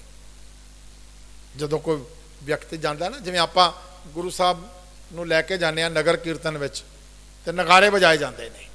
ਇਹ ਨਗਾਰੇ ਇਸ ਗੱਲ ਦਾ ਸੂਚਕ ਨੇ ਕਿ ਗੁਰੂ ਸਾਹਿਬ ਆ ਰਹੇ ਨੇ। ਤੇ ਪੁਰਾਣੇ ਸਮਿਆਂ ਵਿੱਚ ਜਦੋਂ ਰਾਜੇ ਮਹਾਰਾਜੇ ਇੱਕ ਜਗ੍ਹਾ ਤੋਂ ਦੂਜੀ ਜਗ੍ਹਾ ਜਾਂਦੇ ਸਨ ਤੇ ਨਗਾਰੇ ਵਜਾਏ ਜਾਂਦੇ ਸੀ। ਅੱਜ ਵੀ ਤੁਸੀਂ ਦੇਖ ਲਓ, ਜਿਹੜੇ ਅੱਜ ਦੇ ਲੀਡਰ ਨੇ ਜਦੋਂ ਲੰਘਦੇ ਨੇ ਤਾਂ ਪੁਲਿਸ ਦੀਆਂ ਗੱਡੀਆਂ ਹੂਟਰ ਵਜਾਉਂਦੀਆਂ ਜਾਂਦੀਆਂ ਨੇ, ਸਾਰੇ ਰਸਤੇ ਬੰਦ ਕਰ ਦਿੱਤੇ ਜਾਂਦੇ ਨੇ, ਰੋਕ ਦਿੱਤੇ ਜਾਂਦੇ ਨੇ। ਆਮ ਪਬਲਿਕ ਦੀ ਜਿੰਨੀ ਮਰਜ਼ੀ ਪਰੇਸ਼ਾਨੀ ਹੋ ਜਾਵੇ, ਸਭ ਕੁਝ ਰੋਕ ਦਿੱਤਾ ਜਾਂਦਾ ਹੈ। ਇਹ ਜ਼ਿਕਰ ਕਰ ਰਹੇ ਨੇ ਬਾਬਾ ਫਰੀਦ ਜੀ, ਕਹਿੰਦੇ ਪਾਸ ਦਮਾਮੇ, ਬੜੇ ਉਹਨਾਂ ਦੇ ਧੌਂਸੇ ਵੱਜਦੇ, ਛੱਤ ਸਿਰ, ਸਿਰ ਤੇ ਛੱਤਰ ਝੂਲਦੇ ਨੇ। ਜਿੱਥੇ ਇੱਕ ਜਗ੍ਹਾ ਤੋਂ ਦੂਜੀ ਜਗ੍ਹਾ ਜਾਣਾ ਛੱਤਰ ਝੂਲਦੇ ਸਨ। ਭੇਰੀ ਛੱਡੋ ਰੱਡ, ਤੂਤੀਆਂ ਵੱਜਦੀਆਂ ਸਨ। ਉਹਨਾਂ ਦੀ ਉਸਤਤੀ ਦੇ ਗੀਤ ਗਾਏ ਜਾਂਦੇ ਨੇ, ਛੰਦ ਗਾਏ ਜਾਂਦੇ ਨੇ। ਇਹ ਜਿਹੜੀ ਭੇਰੀ ਹੈ, ਇਹਨੂੰ ਤੂਤੀਆਂ ਨੂੰ ਭੇਰੀ ਕਿਹਾ ਜਾਂਦਾ। ਤੇ ਛੱਡੋ ਭਾਵ ਸਦਾ, ਸਦਾ ਵੱਜਦੇ ਨੇ। ਰੱਡ ਇੱਕ ਛੰਦ ਦਾ ਨਾਮ ਹੈ, ਭਾਵ ਉਹਨਾਂ ਦੀ ਉਸਤਤੀ ਦੇ ਛੰਦ ਗਾਏ ਜਾਂਦੇ ਨੇ। ਜਦੋਂ ਆਪਾਂ ਭੱਟ ਸਾਹਿਬਾਨ ਦੇ ਸਵਈਏ ਪੜ੍ਹਦੇ ਆ ਨਾ, ਉਹਦੇ ਵਿੱਚ ਛੰਦ ਦਾ ਨਾਮ ਲਿਖਿਆ ਹੈ। ਧੰਨ ਗੁਰੂ ਰਾਮਦਾਸ ਮਹਾਰਾਜ ਜੀ ਦੇ ਉਸਤਤੀ ਦੇ ਵਿੱਚ ਜਿਹੜੇ ਸਵਈਏ ਨੇ, ਉਹਨਾਂ ਵਿੱਚ ਇੱਕ ਰੱਡ ਛੰਦ ਹੈ, ਝੋਲਣਾ ਹੈ, ਛੰਦਾਂ ਦੇ ਨਾਮ ਨੇ ਜਿਹਦੇ ਵਿੱਚ ਉਸਤਤੀ ਕੀਤੀ ਜਾਂਦੀ ਹੈ। ਭਗਤ ਫਰੀਦ ਜੀ, ਬਾਬਾ ਫਰੀਦ ਜੀ ਕਹਿੰਦੇ ਨੇ ਕਿ ਜਿਹੜੇ ਲੋਕ ਜਿਨ੍ਹਾਂ ਨੇ ਬੜੇ ਰੁਤਬੇ ਬਣਾਏ ਇਸ ਦੁਨੀਆ ਤੇ, ਉਹਨਾਂ ਦੇ ਧੌਂਸੇ ਵੱਜਦੇ ਨੇ, ਉਹਨਾਂ ਦੇ ਉੱਪਰ ਛਤਰ ਕੀਤੇ ਜਾਂਦੇ ਸਨ, ਤੂਤੀਆਂ ਵਜਾਈਆਂ ਜਾਂਦੀਆਂ ਸਨ, ਉਹਨਾਂ ਦੀ ਉਸਤਤੀ ਦੇ ਛੰਦ ਗਾਇਨ ਕੀਤੇ ਜਾਂਦੇ ਸਨ। ਤੇ ਜਦੋਂ ਇੱਥੋਂ ਚਲੇ ਗਏ ਦੁਨੀਆ ਵਿੱਚੋਂ, ਜਾਏ ਸੁੱਤੇ ਜਿਰਾਨ ਮੈਂ, ਥੀਏ ਅਤੀ ਮਾਂ ਗੱਡ। ਤੇ ਜਦੋਂ ਉਹ ਵੀ ਇੱਥੋਂ ਚਲੇ ਗਏ ਤੇ ਆਖਰ ਮਸਾਣਾ ਵਿੱਚ ਜਾ ਕੇ ਸੋ ਗਏ। ਸ਼ਮਸ਼ਾਨ, ਆਮ ਆਪਾਂ ਇਹਨੂੰ ਮਸਾਣ ਵੀ ਕਹਿ ਦਿੱਤਾ ਜਾਂਦਾ। ਹੁਣ ਉੱਥੇ ਜਾ ਕੇ ਦੇਖੋ ਕਿੱਡੀ ਬਰਾਬਰੀ ਹੈ। ਵੈਸੇ ਤਾਂ ਸ਼ਮਸ਼ਾਨ ਜਿਹੜਾ ਅੱਖਰ ਹੈ ਨਾ, ਉਹਦਾ ਅਰਥ ਹੀ ਇਹੀ ਹੈ। ਸਮ ਦਾ ਮਤਲਬ ਹੁੰਦਾ ਹੈ ਇੱਕ ਦੂਜੇ ਦੇ ਬਰਾਬਰ, ਇੱਕ ਦੂਜੇ ਦੇ ਬਰਾਬਰ ਸ਼ਾਨ, ਇੱਕ ਦੂਜੇ ਦੇ ਬਰਾਬਰ ਸ਼ਾਨ ਹੈ। ਭਾਵੇਂ ਉੱਥੇ ਕੋਈ ਗਰੀਬ ਪਿਆ, ਭਾਵੇਂ ਅਮੀਰ ਪਿਆ, ਕੋਈ ਫਰਕ ਨਹੀਂ ਹੈ। ਉੱਥੇ ਸਾਰੇ ਇੱਕੋ ਹੀ ਨਹੀਂ, ਕਿਸੇ ਕਿਸਮ ਦਾ ਕੋਈ ਭੇਦਭਾਵ ਨਹੀਂ ਹੈ। ਇਹੀ ਗੱਲ ਬਾਬਾ ਜੀ ਸਮਝਾ ਰਹੇ ਨੇ। ਜਾਏ ਸੁੱਤੇ ਜ਼ਿਰਾਨ ਮੈਂ, ਥੀਏ ਅਤੀਮਾ ਗੱਡ। ਅਤੀਮ ਕਿਹਾ ਜਾਂਦਾ ਯਤੀਮ ਨੂੰ, ਕਿ ਜਿਹੜੇ ਰਾਜੇ ਮਹਾਰਾਜੇ ਜਿਨ੍ਹਾਂ ਦੇ ਧੌਂਸੇ ਵੱਜਦੇ ਸਨ, ਜਿਨ੍ਹਾਂ ਦੀ ਉਸਤਤੀ ਗਾਈ ਜਾਂਦੀ ਸੀ, ਜਿਨ੍ਹਾਂ ਦੇ ਲਈ ਤੂਤੀਆਂ ਵਜਾਈਆਂ ਜਾਂਦੀਆਂ ਸਨ, ਸਿਰ ਤੇ ਛਤਰ ਝੁੱਲਦੇ ਸਨ, ਉਹ ਵੀ ਸ਼ਮਸ਼ਾਨ ਦੇ ਵਿੱਚ ਉਹਨਾਂ ਦੇ ਨਾਲ ਹੀ ਗੱਡੇ ਗਏ, ਉਹਨਾਂ ਦੇ ਨਾਲ ਹੀ ਹੋਏ ਜਿਹੜੇ ਲੋਕ ਯਤੀਮ ਸਨ। ਭਾਵ ਜਿਨ੍ਹਾਂ ਦੇ ਕੋਲ ਕੁਝ ਵੀ ਨਹੀਂ ਸੀ, ਉਹਨਾਂ ਦੇ ਕੋਲ ਕੁਝ ਵੀ ਨਹੀਂ ਸੀ, ਤੇ ਜਿਨ੍ਹਾਂ ਦੇ ਧੌਂਸੇ ਵੱਜਦੇ ਸਨ ਸ਼ਮਸ਼ਾਨ ਵਿੱਚ ਸਾਰੇ ਇੱਕੋ ਹੀ ਜਗ੍ਹਾ ਤੇ ਪਏ, ਕੋਈ ਫਰਕ ਨਹੀਂ ਹੈ।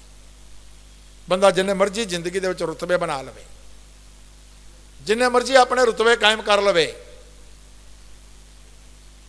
ਭਗਤ ਜੀ ਇਹ ਗੱਲ ਸਾਨੂੰ ਸਮਝਾ ਰਹੇ ਨੇ ਬਾਬਾ ਫਰੀਦ ਜੀ ਕਿ ਉੱਥੇ ਜਾ ਕੇ ਉਹਨਾਂ ਯਤੀਮਾਂ ਨਾਲ ਹੀ ਰਲ ਗਏ, ਉਹਨਾਂ ਯਤੀਮਾਂ ਵਰਗੇ ਹੀ ਹੋ ਗਏ, ਉਹਨਾਂ ਦੇ ਨਾਲ ਬਰਾਬਰੀ ਹੋ ਗਈ। ਇੱਕ ਕਬਰ ਹੁੰਦੀ ਹੈ ਤੇ ਦੂਜੀ ਕਬਰ ਹੁੰਦੀ ਹੈ, ਪਤਾ ਹੀ ਨਹੀਂ ਹੈ, ਪਤਾ ਹੀ ਨਹੀਂ ਕੌਣ ਨੇ ਕਿੱਥੇ ਨੇ। ਉੱਥੇ ਕੋਈ ਰੁਤਬਾ ਨਹੀਂ ਕਾਇਮ ਰਹਿ ਗਿਆ।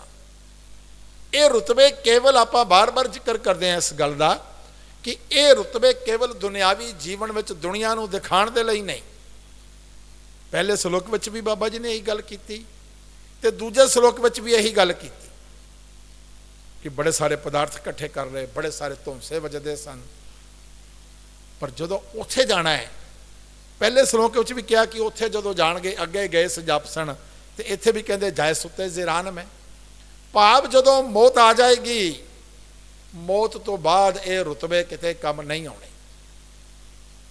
ਬੜੀਆਂ ਇੱਥੇ ਅਸੀਂ ਮਿਹਨਤਾਂ ਕੀਤੀਆਂ, ਬੜੀਆਂ ਠੱਗੀਆਂ ਕੀਤੀਆਂ, ਬੜਾ ਕੁਝ ਕੀਤਾ, ਬੜਾ ਕੁਝ ਇਕੱਠਾ ਕਰ ਲਿਆ, ਸਭ ਇੱਥੇ ਹੀ ਰਹਿ ਜਾਣਾ, ਕਿਸੇ ਨੇ ਸਾਥ ਨਹੀਂ ਦੇਣਾ। ਅਗਲੇ ਸ਼ਲੋਕ ਵਿੱਚ ਬਾਬਾ ਫਰੀਦ ਜੀ ਕਹਿੰਦੇ ਨੇ, ਫਰੀਦਾ ਕੋਠੇ ਮੰਡਪ ਮਾੜੀਆਂ ਉਸਾ ਰਹਿੰਦੇ ਵੀ ਗਏ, ਕੂੜਾ ਸੌਦਾ ਕਰ ਗਏ, ਗੋਰੀ ਆਏ ਪਏ।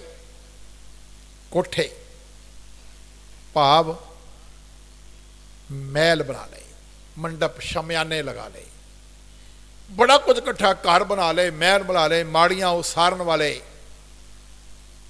ਅੱਜ ਸਾਨੂੰ ਬੜੇ ਐਸੇ ਵਿਅਕਤੀ ਮਿਲ ਜਾਣਗੇ ਜਿਹੜੇ ਕਹਿੰਦੇ ਜੀ ਮੇਰੇ ਕੋਲ ਇੰਨੇ ਮਕਾਨ ਨੇ, ਇੰਨੇ ਮੈਂ ਕਿਰਾਏ ਤੇ ਦਿੱਤੇ ਨੇ, ਮੈਂ ਬਿਲਡਿੰਗਾਂ ਬਣਾ ਕੇ ਕਿਰਾਏ ਤੇ ਦਿੱਤੀਆਂ ਨੇ। ਅੱਜ ਵੀ ਨੇ, ਜਦੋਂ ਬਾਬਾ ਜੀ ਨੇ ਜ਼ਿਕਰ ਕੀਤਾ ਉਦੋਂ ਵੀ ਸਨ। ਬੜਾ ਕੁਝ ਇਕੱਠਾ ਕਰ ਲਿਆ, ਬੜੇ ਮਹਿਲ ਉਸਾਰ ਲਏ, ਕੋਠੇ ਮੰਡਪ ਮਾੜੀਆਂ ਉਸਾਰ ਰਹਿੰਦੇ ਵੀ ਗਏ, ਉਸਾਰਦੇ ਚਲੇ ਗਏ ਇੱਥੋਂ। ਬੜਾ ਕੁਝ ਕਰਦੇ ਨੇ, ਬੜਾ ਸਮਾਨ ਇਕੱਠਾ ਕਰ ਲਿਆ,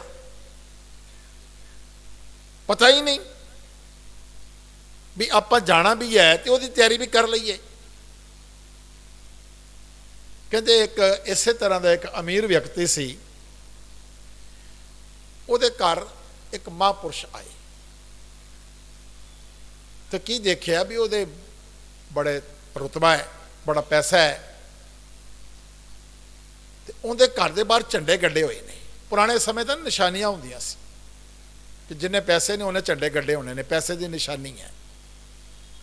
ਕਹਿੰਦੇ ਉਹਦੇ ਘਰ ਦੇ ਬਾਹਰ 42 ਝੰਡੇ ਗੱਡੇ ਸੀ ਤੇ ਇੱਕ 43ਵਾਂ ਝੰਡਾ ਬੜਾ ਛੋਟਾ ਸੀ।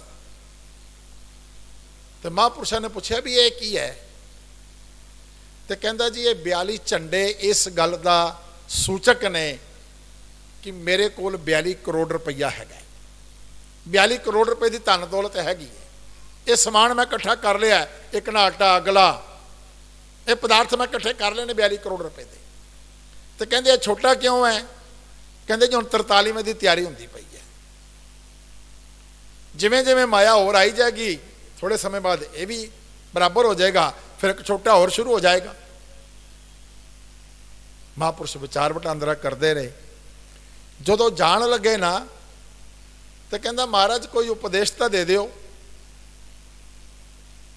ਤੇ ਉਹ ਕਹਿੰਦੇ ਤੈਨੂੰ ਉਪਦੇਸ਼ ਕੀ ਦੇਣਾ, 8 ਦਿਨਾਂ ਬਾਅਦ ਤਾਂ ਤੂੰ ਮਰ ਜਾਣਾ। ਹਾਂ ਮੈਂ ਤੇਰੇ ਲਈ ਇੱਕ ਅਰਦਾਸ ਜ਼ਰੂਰ ਕਰਾਂਗਾ ਕਿ ਤੇਰੇ ਜਿਉਂਦਿਆਂ ਜੀ ਇਹਨਾਂ 8 ਦਿਨਾਂ ਵਿੱਚ ਤੇਰਾ 43ਵਾਂ ਝੰਡਾ ਵੀ ਬਰਾਬਰ ਹੋ ਜਾਵੇ। ਉਹ ਕਹਿੰਦਾ ਮਹਾਰਾਜ ਕੀ ਗੱਲ ਕਰਦੇ ਪਏ ਹੋ, ਇੱਕ ਪਾਸੇ ਕਹਿੰਦੇ ਪਿਓ ਮਰ ਜਾਣਾ ਤੇ ਹੁਣ 43ਵਾਂ ਝੰਡਾ ਵੀ ਹੋ ਜਾਵੇ। ਕਹਿੰਦੇ ਤੇਰੀ ਇੱਛਾ ਹੈ ਵੀ 43ਵਾਂ ਝੰਡਾ ਵੀ ਬਰਾਬਰ ਕਰਨਾ ਹੈ ਤੇ ਮੈਂ ਜ਼ਰੂਰ ਤੇਰੇ ਲਈ ਅਰਦਾਸ ਕਰਾਂਗਾ, ਉਸ ਖੁਦਾ ਦੇ ਅੱਗੇ ਤੇਰੀ ਅਰਦਾਸ ਕਰਾਂਗਾ। ਉਹ ਕਹਿੰਦਾ ਮਹਾਰਾਜ ਮੈਨੂੰ ਹੁਣ ਛੱਡੋ, ਤੁਸੀਂ ਇਹਨਾਂ ਗੱਲਾਂ ਨੂੰ ਕੀ ਗੱਲਾਂ ਕਰਦੇ ਪਏ ਹੋ? ਇੱਕ ਪਾਸੇ ਤੋਂ ਤੁਸੀਂ ਮੈਨੂੰ ਮੌਤ ਦਾ ਸੰਦੇਸ਼ਾ ਦੇ ਰਹੇ ਹੋ।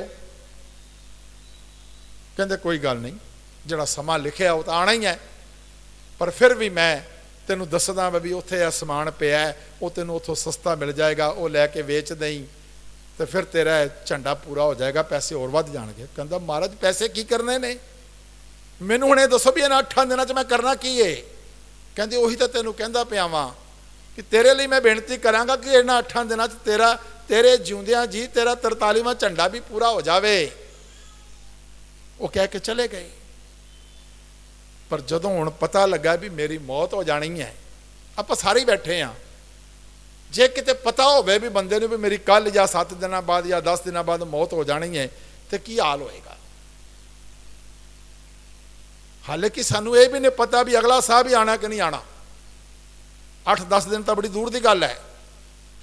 पिछले सोमवार आपां धन गुरु रामदास महाराज जी का प्रकाश पुरब मनाया है। गुरु रामदास महाराज जी की बाणी पढ़ते हैं ना, तो पातशाह कहते ने हर नाम जपंदियां खिन ढिल ना कीचे ही मेरी जिंदड़ी है, मत जापे के सा आवे के ना आवे राम। पता नहीं अगला साह भी आना कि नहीं आना। 8 दिन का समा तो बड़ा लंबा समय है। हुण उहदे अंदर कुछ होर ही होई जा रहा है, उहदे जीवन का सारा मतलब ही बदल गया है। ये मैनू महापुरुषों ने किहड़ी गल कह दी है। अपने एक कमरे में बह गया, बंद कर लिया कमरा, तो हुण सोची जा रहा भी मैं की करा।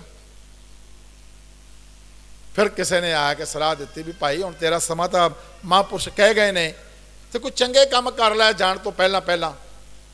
हुण तक तो चंगा काम कोई कीता नहीं, कोई चंगे काम कर लै। कहंदा दसो की करा।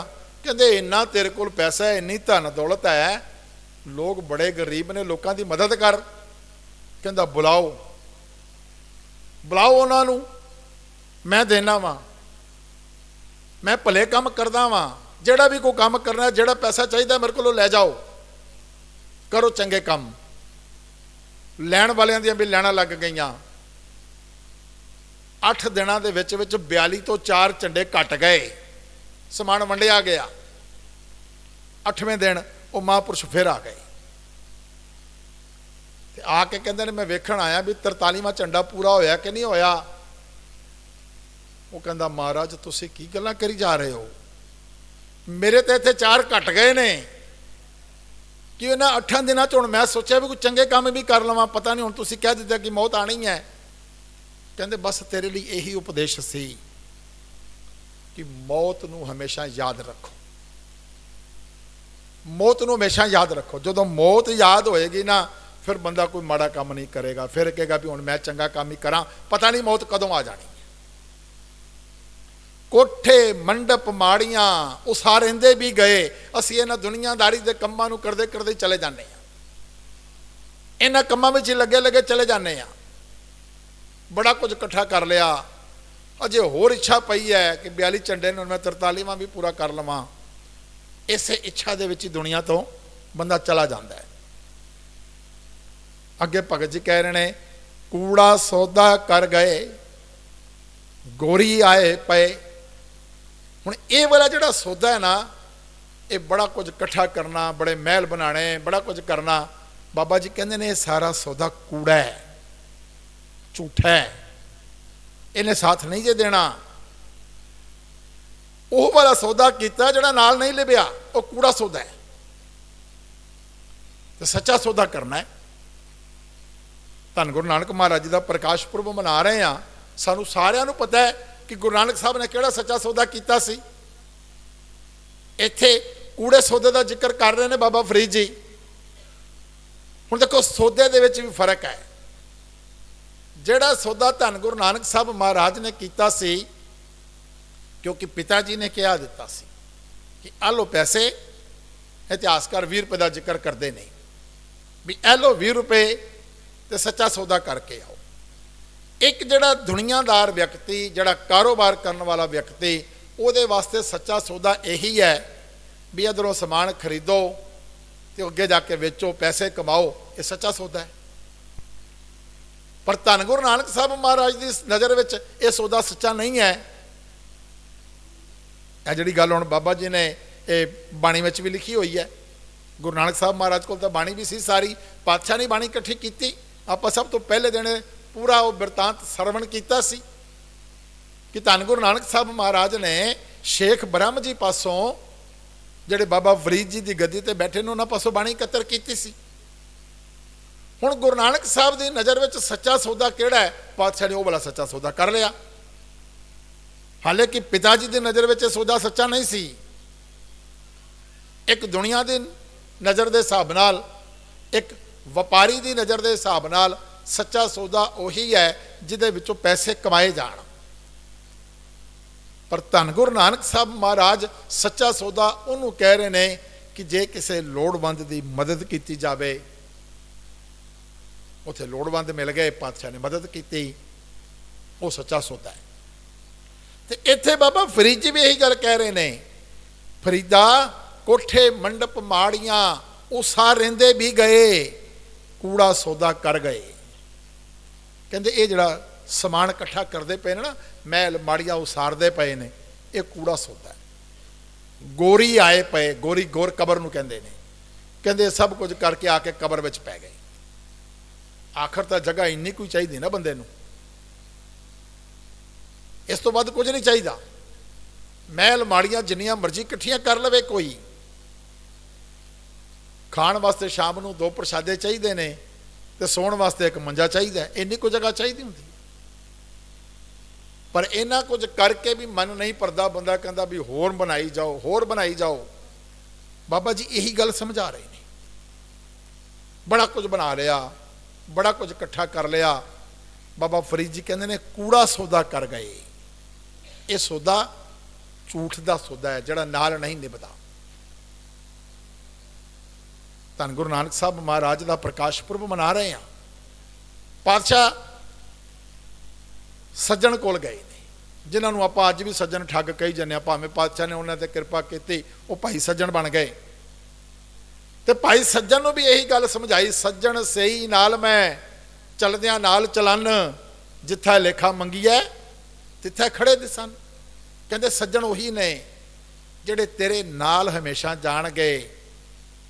ਜਿੱਥੇ ਪਰਮਾਤਮਾ ਦੀ ਦਰਗਾਹ ਦੇ ਵਿੱਚ ਲੇਖਾ ਹੋਣਾ ਹੈ ਨਾ, ਜਿੱਥੇ ਬਾਬਾ ਜੀ ਨੇ ਇਹ ਗੱਲ ਕਹੀ 44 ਨੰਬਰ ਸ਼ਲੋਕ 'ਚ, ਅੱਗੇ ਗਏ ਸਿੰਜਾਪ ਸਣ, ਜਿੱਥੇ ਜਾ ਕੇ ਇਹ ਤੁਹਾਡੇ ਕਰਮਾਂ ਦੀ ਪੜਤਾਲ ਹੋਣੀ ਹੈ, ਉੱਥੇ ਜਿਹੜਾ ਤੁਹਾਡਾ ਸਾਥ ਦੇਣਗੇ ਉਹ ਸੱਜਣ ਨੇ।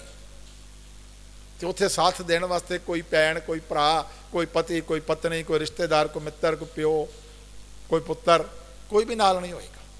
ਉੱਥੇ ਤੁਹਾਡੇ ਕੀਤੇ ਕਰਮ ਤੁਹਾਡੇ ਨਾਲ ਹੋਣਗੇ, ਤੁਹਾਡੇ ਕੀਤੇ ਸੱਚੇ ਸੌਦੇ ਤੁਹਾਡੇ ਨਾਲ ਹੋਣਗੇ। ਤੇ ਜਿਹੜੇ ਕੂੜਾ ਸੌਦਾ ਕਰਕੇ ਬਾਬਾ ਜੀ ਕਹਿੰਦੇ ਨੇ ਗੋਰੀ ਆਏ ਪਏ, ਉਹ ਕਬਰਾਂ ਵਿੱਚ ਹੀ ਪੈ ਗਏ। ਅਗਲੇ ਸ਼ਲੋਕ ਵਿੱਚ ਬਾਬਾ ਜੀ ਕਹਿੰਦੇ ਨੇ 47 ਨੰਬਰ ਸ਼ਲੋਕ ਵਿੱਚ, ਫਰੀਦਾ ਖਿੰਥੜ ਮੇਖਾਂ ਅਗਲੀਆਂ, ਜਿੰਦ ਨਾ ਕਾਈ ਮੇਖ, ਵਾਰੀ ਆਪੋ ਆਪਣੀ, ਚਲੇ ਮਸਾਇਕ ਸੇਖ, ਖਿੰਥੜ ਮੇਖਾਂ ਅਗਲੀਆਂ।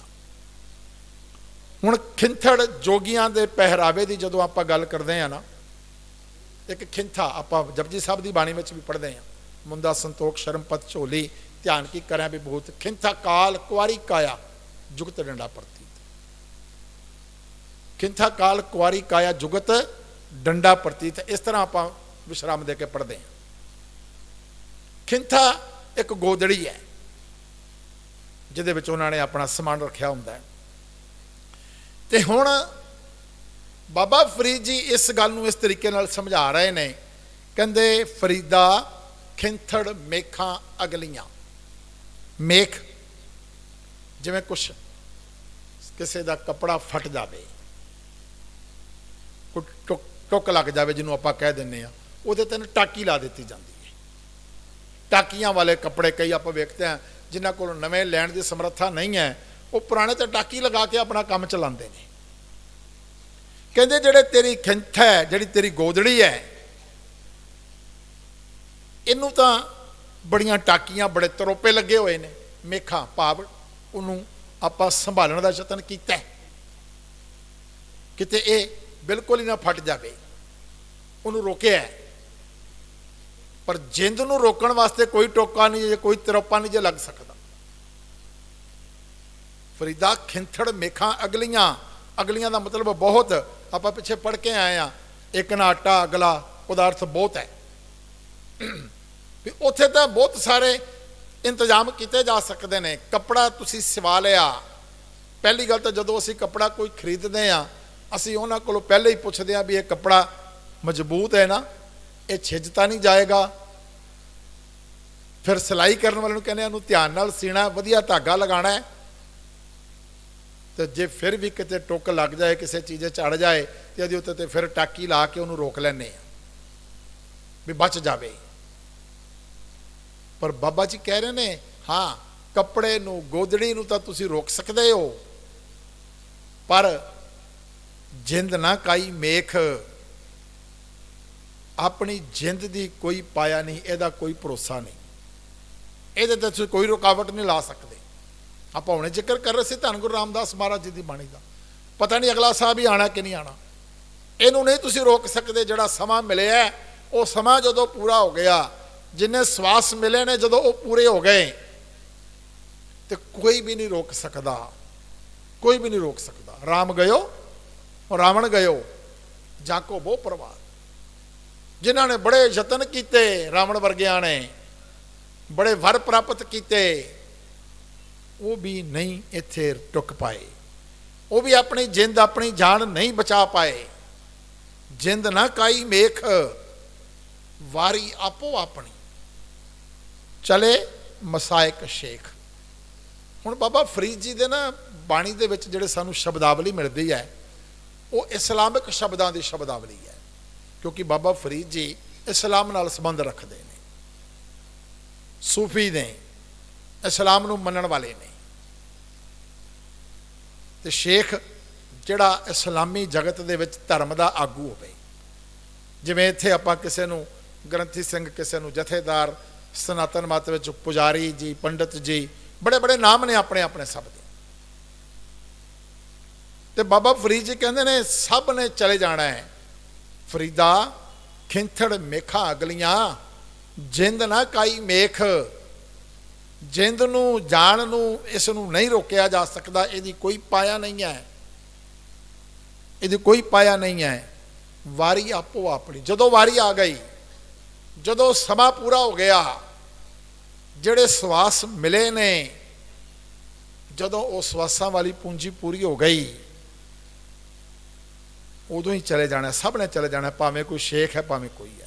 ਮਸ਼ਾਇਕ ਦਾ ਮਤਲਬ ਵੀ ਬਹੁਤੀ ਗਿਣਤੀ ਵਿੱਚ ਸ਼ੇਖ ਦਾ ਬਹੁ ਵਚਨ ਹੈ।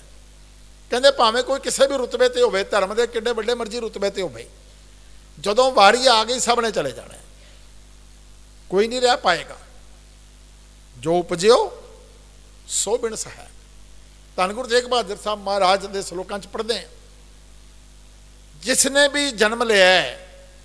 ਆਪਾਂ ਬਾਣੀ ਵਿੱਚ ਜਦੋਂ ਜਨਮ ਦਾ ਜ਼ਿਕਰ ਕਿਤੇ ਪੜ੍ਹਦੇ ਆ ਨਾ, ਤੇ ਜਨਮ ਦੇ ਨਾਲ ਨਾਲ ਮਰਨ ਦਾ, ਮੌਤ ਦਾ ਜ਼ਿਕਰ ਵੀ ਜ਼ਰੂਰ ਮਿਲਦਾ, ਜ਼ਰੂਰ ਮਿਲਦਾ, ਕਿਉਂਕਿ ਜਿਹੜਾ ਪੈਦਾ ਹੋਇਆ ਹੈ ਉਹਨੇ ਜਾਣਾ ਵੀ ਜ਼ਰੂਰ ਹੈ। ਜੰਮਣ ਮਰਨਾ ਹੁਕਮ ਹੈ, ਭਾਣੇ ਆਵੇ ਜਾਏ, ਇੱਥੇ ਜੰਮਣਾ ਹੈ ਤੇ ਜਦੋਂ ਮੌਤ ਆ ਜਾਣੀ, ਮਰਨਾ ਹੈ, ਇਹ ਉਸ ਪਰਮਾਤਮਾ ਦਾ ਹੁਕਮ ਹੈ। ਉਸ ਪਰਮਾਤਮਾ ਦੇ ਭਾਣੇ ਵਿੱਚ ਹੀ ਇੱਥੇ ਆਏ ਆ, ਤੇ ਉਹਦੇ ਭਾਣੇ ਵਿੱਚ ਹੀ ਇੱਥੋਂ ਚਲੇ ਜਾਣਾ ਹੈ। ਇਹ ਨਾਲ ਹੀ ਗੱਲ ਕਹੀ ਗਈ ਹੈ, ਜੀਵ ਦੇ ਜਨਮ ਦੀ ਜਿੱਥੇ ਜ਼ਿਕਰ ਕੀਤਾ ਗਿਆ, ਉੱਥੇ ਨਾਲ ਹੀ ਮੌਤ ਦਾ ਵੀ ਜ਼ਿਕਰ ਕੀਤਾ ਗਿਆ। ਇਸ ਵਾਸਤੇ ਆਪਾਂ ਗੁਰਬਾਣੀ ਵਿੱਚ ਇੱਕ ਸ਼ਬਦ ਪੜ੍ਹਦੇ ਆ, ਆਵਾਗਾਉਣ। ਜੀਵ ਆ ਰਿਹਾ ਜਾ ਰਿਹਾ, ਇਹਨੂੰ ਆਵਾਗਾਉਣ ਕਹਿੰਦੇ ਨੇ। ਇੱਥੇ ਜਨਮ ਲਿਆ, ਜਿਸ ਨੇ ਵੀ ਜਨਮ ਲਿਆ, ਜਿੰਨਾ ਸਮਾਂ ਮਿਲਿਆ, ਉਹ ਸਮਾਂ ਪੂਰਾ ਹੁੰਦਿਆਂ ਸਭ ਨੇ ਇੱਥੋਂ ਚਲੇ ਜਾਣਾ ਹੈ। ਬਾਬਾ ਫਰੀਦ ਜੀ ਦੇ ਇਹਨਾਂ ਸ਼ਲੋਕਾਂ ਵਿੱਚ, ਜਿਹੜਾ ਅੱਜ ਦੀ ਵਿਚਾਰ ਦੇ ਲਈ ਸਾਡਾ ਆਖਰੀ ਸ਼ਲੋਕ ਹੈ, ਉਸ ਸ਼ਲੋਕ ਵਿੱਚ ਵੀ ਬਾਬਾ ਜੀ ਇਸੇ ਚੀਜ਼ ਦਾ, ਇਸੇ ਗੱਲ ਦਾ ਜ਼ਿਕਰ ਕਰ ਰਹੇ ਨੇ। ਬਾਬਾ ਫਰੀਦ ਜੀ ਕਹਿੰਦੇ ਨੇ, ਫਰੀਦਾ ਦੁਹੀ ਦੀਵੀ ਬਲੰਦਿਆਂ, ਮਲਕ ਬੈਠਾ ਆਏ, ਗੜ ਲੀਤਾ ਘਟ ਲੁੱਟਿਆ, ਦੀਵੜੇ ਗਿਆ ਬੁਝਾਏ। ਦੋਹੀ ਦੀਵੀ, ਇਹ ਦੋ ਅੱਖਾਂ ਦਾ ਜ਼ਿਕਰ ਕਰਦੇ ਨੇ ਬਾਬਾ ਜੀ, ਇਹ ਦੋ ਅੱਖਾਂ ਦਾ ਜ਼ਿਕਰ ਕਰਦੇ ਨੇ। ਕਹਿੰਦੇ ਇਹਨਾਂ ਦੋਨਾਂ ਅੱਖਾਂ ਦੇ ਸਾਹਮਣੇ ਹੀ, ਭਾਵ ਜਾਗਦਿਆਂ ਹੀ, ਤੁਹਾਡੇ ਵੇਖਦਿਆਂ ਹੀ, ਮੌਤ ਦਾ ਫਰਿਸ਼ਤਾ ਮਲਕ ਬੈਠਾ ਆਏ। ਜਿਸ ਵੀ ਬੰਦੇ ਦੇ ਪਾਸ ਆ ਕੇ ਬੈਠ ਗਿਆ। ਆਪਾਂ ਆਮ ਤੌਰ ਤੇ ਇਹ ਗੱਲ ਕਈ ਵਾਰ ਸੁਣਦੇ ਹਾਂ ਕਿ ਜਦੋਂ ਵਿਅਕਤੀ ਦਾ ਅੰਤਮ ਸਮਾਂ ਨੇੜੇ ਹੁੰਦਾ ਨਾ, ਤੇ ਉਹਨੂੰ ਪਤਾ ਲੱਗ ਜਾਂਦਾ ਵੀ ਹੁਣ ਮੇਰਾ ਸਮਾਂ ਆ ਗਿਆ। ਬਾਬਾ ਜੀ ਕਹਿ ਰਹੇ ਨੇ ਤੁਹਾਡੇ ਜਾਗਦਿਆਂ ਤੁਹਾਡੇ ਵੇਖਦਿਆਂ ਹੀ ਮੌਤ ਦਾ ਫਰਿਸ਼ਤਾ ਆ ਗਿਆ ਹੈ, ਤੁਹਾਨੂੰ ਪਤਾ ਲੱਗ ਗਿਆ ਸਮਾਂ ਆ ਗਿਆ ਹੈ। ਮੈਂ ਇੱਕ ਵਾਰ ਇੱਕ ਕਹਾਣੀ ਪੜ੍ਹੀ ਸੀ, ਇੱਕ ਵਿਅਕਤੀ ਉਹਨੇ ਇਹ ਆਪਣੇ ਮਨ ਵਿੱਚ ਧਾਰਿਆ ਵੀ ਮੈਂ ਮਰਨਾ ਨਹੀਂ, ਸੋਚ ਲਿਆ ਵੀ ਮੈਂ ਮਰਨਾ ਨਹੀਂ। ਹੁਣ ਬੜਿਆਂ ਨੇ ਵੀ ਇਹ ਗੱਲ ਸੋਚੀ, ਆਪਾਂ ਹੁਣੇ ਜ਼ਿਕਰ ਕਰ ਰਹੇ ਸੀ, ਰਾਵਣ ਵਰਗਿਆਂ ਨੇ ਵੀ ਸੋਚੀ, ਹਰਨਾਕਸ਼ ਨੇ ਵੀ ਸੋਚਿਆ ਸੀ ਮੈਂ ਨਹੀਂ ਮਰਨਾ। ਜਿਸ ਨੇ ਵੀ ਸੋਚਿਆ ਕੋਈ ਰਹਿ ਨਹੀਂ ਪਾਇਆ, ਸਭ ਚਲੇ ਗਏ। ਜਿਹੜਾ ਵੀ ਪੈਦਾ ਹੋਇਆ ਉਹਨੇ ਜਾਣਾ ਹੀ ਜਾਣਾ ਹੈ। ਉਹਨੇ ਆਪਣੀ ਜ਼ਿੰਦਗੀ ਨੂੰ ਇਸ ਹਿਸਾਬ ਨਾਲ ਜਿਉਣਾ ਸ਼ੁਰੂ ਕਰ ਦਿੱਤਾ। ਆਪਣੇ ਘਰ ਦੇ ਵਿੱਚ ਮੈਂ ਪਹਿਲੇ ਵੀ ਗੱਲ ਸੁਣਾ ਚੁੱਕਾ ਵਾਂ, ਸਾਹਮਣੇ ਲਿਖ ਲਿਆ ਡੈਥ ਇਜ਼ ਨੋਵੇਅਰ, ਮੌਤ ਕਿਤੇ ਵੀ ਨਹੀਂ ਹੈ। ਕਹਿੰਦਾ ਮੌਤ ਨਹੀਂ ਹੈ, ਮੈਂ ਮੌਤ ਨਹੀਂ ਆਏਗੀ, ਮਰਨਾ ਨਹੀਂ ਹੈ ਮੈਂ। ਹੁਣ ਬਾਬਾ ਜੀ ਤਾਂ ਕਹਿ ਰਹੇ ਨੇ ਦੋਹੀ ਦੀਵੀਂ ਬਲਦਿਆਂ ਤੁਹਾਡੀਆਂ ਅੱਖਾਂ ਖੁੱਲੀਆਂ ਹੀ ਤੁਹਾਡੇ ਸਾਹਮਣੇ ਹੀ ਆ ਜਾਏਗਾ ਫਰਿਸ਼ਤਾ, ਮਲਕ ਬੈਠਾ ਆਏ। ਹੁਣ ਇੱਕ ਦਿਨ ਉਹਨੂੰ ਇੱਕ ਸੁਪਨਾ ਆਇਆ। ਸੁਪਨੇ ਵਿੱਚ ਕਿਹਾ ਵੀ ਤੂੰ ਜਿਹੜੀ ਇਹ ਗੱਲ ਸੋਚਦਾ ਪਿਆ ਨਾ ਮਰਨਾ ਨਹੀਂ, ਇਹ ਪੂਰੀ ਨਹੀਂ ਹੋਣੀ, ਮਰਨਾ ਪੈਣਾ ਹੈ, ਮੌਤ ਮਿਲਣੀ ਹੈ। ਤੂੰ ਸੋਚਿਆ ਵੀ ਮੌਤ ਨਹੀਂ ਮਿਲੇਗੀ, ਇਹ ਨਹੀਂ ਹੋ ਸਕਦਾ। ਤੇਰਾ ਜਨਮ ਹੋਇਆ ਤੇ ਤੇਰੀ ਮੌਤ ਵੀ ਹੋਏਗੀ। ਤੇ ਫਿਰ ਉਹਨੇ ਜਿਹੜੀ ਤਾਕਤ ਨੇ, ਜਿਹੜੀ ਸ਼ਕਤੀ ਨੇ ਉਹਨੂੰ ਇਹ ਗੱਲ ਕਹੀ, ਉਹਨੂੰ ਕਹਿੰਦਾ ਚਲੋ ਮੈਂ ਤੁਹਾਡੀ ਗੱਲ ਮੰਨ ਲੈਣਾ, ਪਰ ਇੱਕ ਗੱਲ ਮੈਨੂੰ ਸਮਝਾ ਦੇਣਾ। ਮੈਂ ਤੁਹਾਡੇ ਅੱਗੇ ਇੱਕ ਬੇਨਤੀ ਕਰਦਾ ਵੀ ਜਦੋਂ ਮੇਰੀ ਮੌਤ ਆਉਣ ਵਾਲੀ ਹੋਏਗੀ ਨਾ, ਮੈਨੂੰ ਇਸ਼ਾਰਾ ਜ਼ਰੂਰ ਕਰ ਦੇਣਾ ਵੀ ਮੈਂ ਉਹਦੀ ਤਿਆਰੀ ਕਰ ਲਵਾਂ।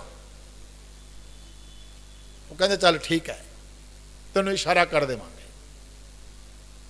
ਇੱਕ ਦਿਨ ਰਾਤ ਨੂੰ ਸੁੱਤਾ ਪਿਆ, ਸੌਣ ਲੱਗਾ, ਬੈੱਡ ਤੇ ਬੈਠਾ, ਤੇ ਇਹ ਜਿਹੜੀ ਗੱਲ ਆਪਾਂ ਹੁਣੇ ਬਾਬਾ ਜੀ ਦੀ ਪੜ੍ਹਦੇ ਪਏ ਹਾਂ, ਦੋਹੀਂ ਦੀਵੀਂ ਬੁਲੰਦਿਆਂ ਮਲਕ ਬੈਠਾ ਆਏ।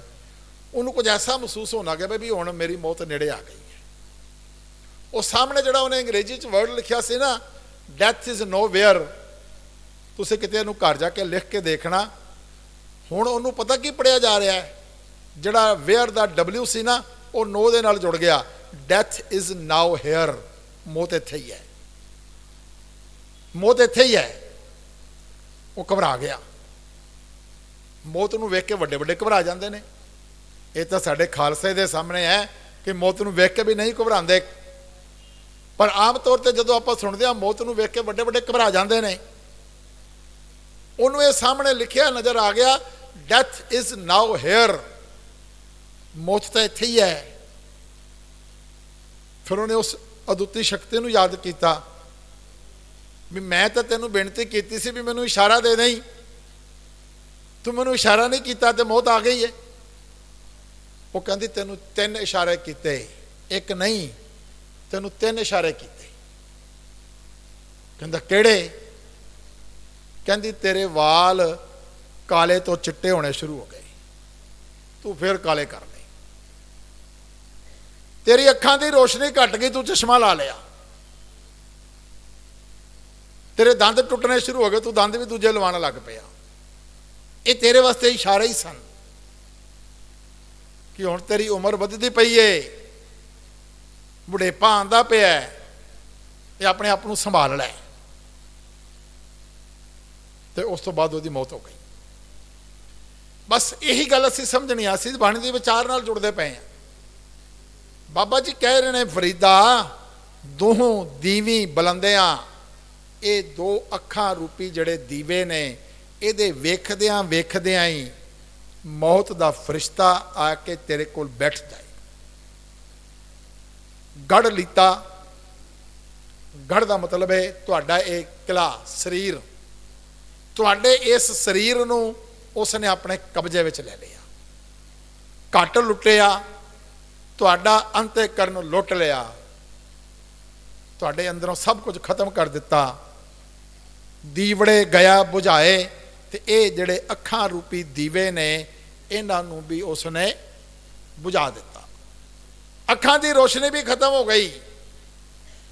ਆਪਾਂ ਦੇਖਦੇ ਹੀ ਹਾਂ ਜਦੋਂ ਕਿਸੇ ਦੀ ਮੌਤ ਹੁੰਦੀ ਹੈ, ਸਰੀਰ ਤੇ ਉਦਾਂ ਹੀ ਹੈ, ਸਰੀਰ ਦੇ ਵਿੱਚ ਕੋਈ ਫਰਕ ਨਹੀਂ ਹੈ। ਤੁਸੀਂ ਬੜਿਆਂ ਨੇ ਡੈੱਡ ਬੋਡੀ ਦੇਖੀ ਹੋਏਗੀ, ਬੜੀ ਵਾਰੀ ਵੇਖੀ ਹੋਏਗੀ। ਬਸ ਫਰਕ ਇਹੀ ਹੈ ਕਿ ਸਰੀਰ ਦੇ ਵਿੱਚੋਂ ਜੀਵਾਤਮਾ ਬਾਹਰ ਨਿਕਲ ਗਈ। ਅੱਖਾਂ ਉਹੀ ਨੇ, ਹੁਣ ਨਜ਼ਰ ਨਹੀਂ ਆ ਰਿਹਾ। ਕੰਨ ਉਹੀ ਨੇ, ਹੁਣ ਸੁਣਿਆ ਨਹੀਂ ਜਾ ਰਿਹਾ। ਜ਼ਬਾਨ ਵੀ ਹੈਗੀ ਏ, ਬੋਲਿਆ ਨਹੀਂ ਜਾ ਰਿਹਾ। ਹੱਥ ਪੈਰ ਕੰਮ ਨਹੀਂ ਕਰ ਰਹੇ। ਉਸ ਮੌਤ ਨੇ ਤੁਹਾਡੇ ਸਾਰੇ ਸਰੀਰ ਤੇ ਕਬਜ਼ਾ ਕਰ ਲਿਆ। ਜੀਵਾਤਮਾ ਵਿੱਚੋਂ ਨਿਕਲ ਗਈ ਹੈ। ਮੌਤ ਕਹਿੰਦੇ ਹੀ ਇਸੇ ਨੂੰ ਨੇ ਕਿ ਜਦੋਂ ਜੀਵਾਤਮਾ ਸਰੀਰ ਦੇ ਵਿੱਚੋਂ ਨਿਕਲ ਜਾਏ ਤੇ ਇਹ ਕਹਿ ਦਿੱਤਾ ਜਾਂਦਾ ਹੈ ਵੀ ਬੰਦੇ ਦੀ ਮੌਤ ਹੋ ਗਈ ਹੈ। ਕੋਈ ਕਿੰਨਾ ਮਰਜ਼ੀ ਯਤਨ ਕਰ ਲਏ ਮੌਤ ਤੋਂ ਬਚਣ ਦਾ, ਮੌਤ ਤੋਂ ਬਚਿਆ ਨਹੀਂ ਜਾ ਸਕਦਾ। ਕੋਈ ਨਹੀਂ ਬਚ ਪਾਇਆ। ਆਪਾਂ ਪੁਰਾਣੀਆਂ ਗੱਲਾਂ ਬੜੀਆਂ ਕਰਦੇ ਹਾਂ।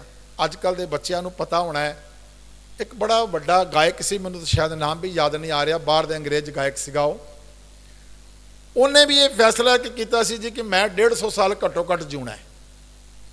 ਉਹਨੇ ਬੜੀ ਡਾਕਟਰਾਂ ਦੀ ਟੀਮ ਆਪਣੇ ਕੋਲ ਰੱਖੀ। ਕੋਈ ਵੀ ਚੀਜ਼ ਤਿਆਰ ਹੋ ਕੇ ਉਹਦੇ ਖਾਣ ਵਾਸਤੇ ਆਣੀ ਹੈ, ਪੂਰੀ ਚੈੱਕ ਹੋ ਕੇ ਆਣੀ। ਉਹਨੇ ਕਿਸੇ ਨੂੰ ਹੱਥ ਵੀ ਮਿਲਾਣਾ ਤੇ ਦਸਤਾਨੇ ਪਾ ਕੇ ਮਿਲਾਣਾ।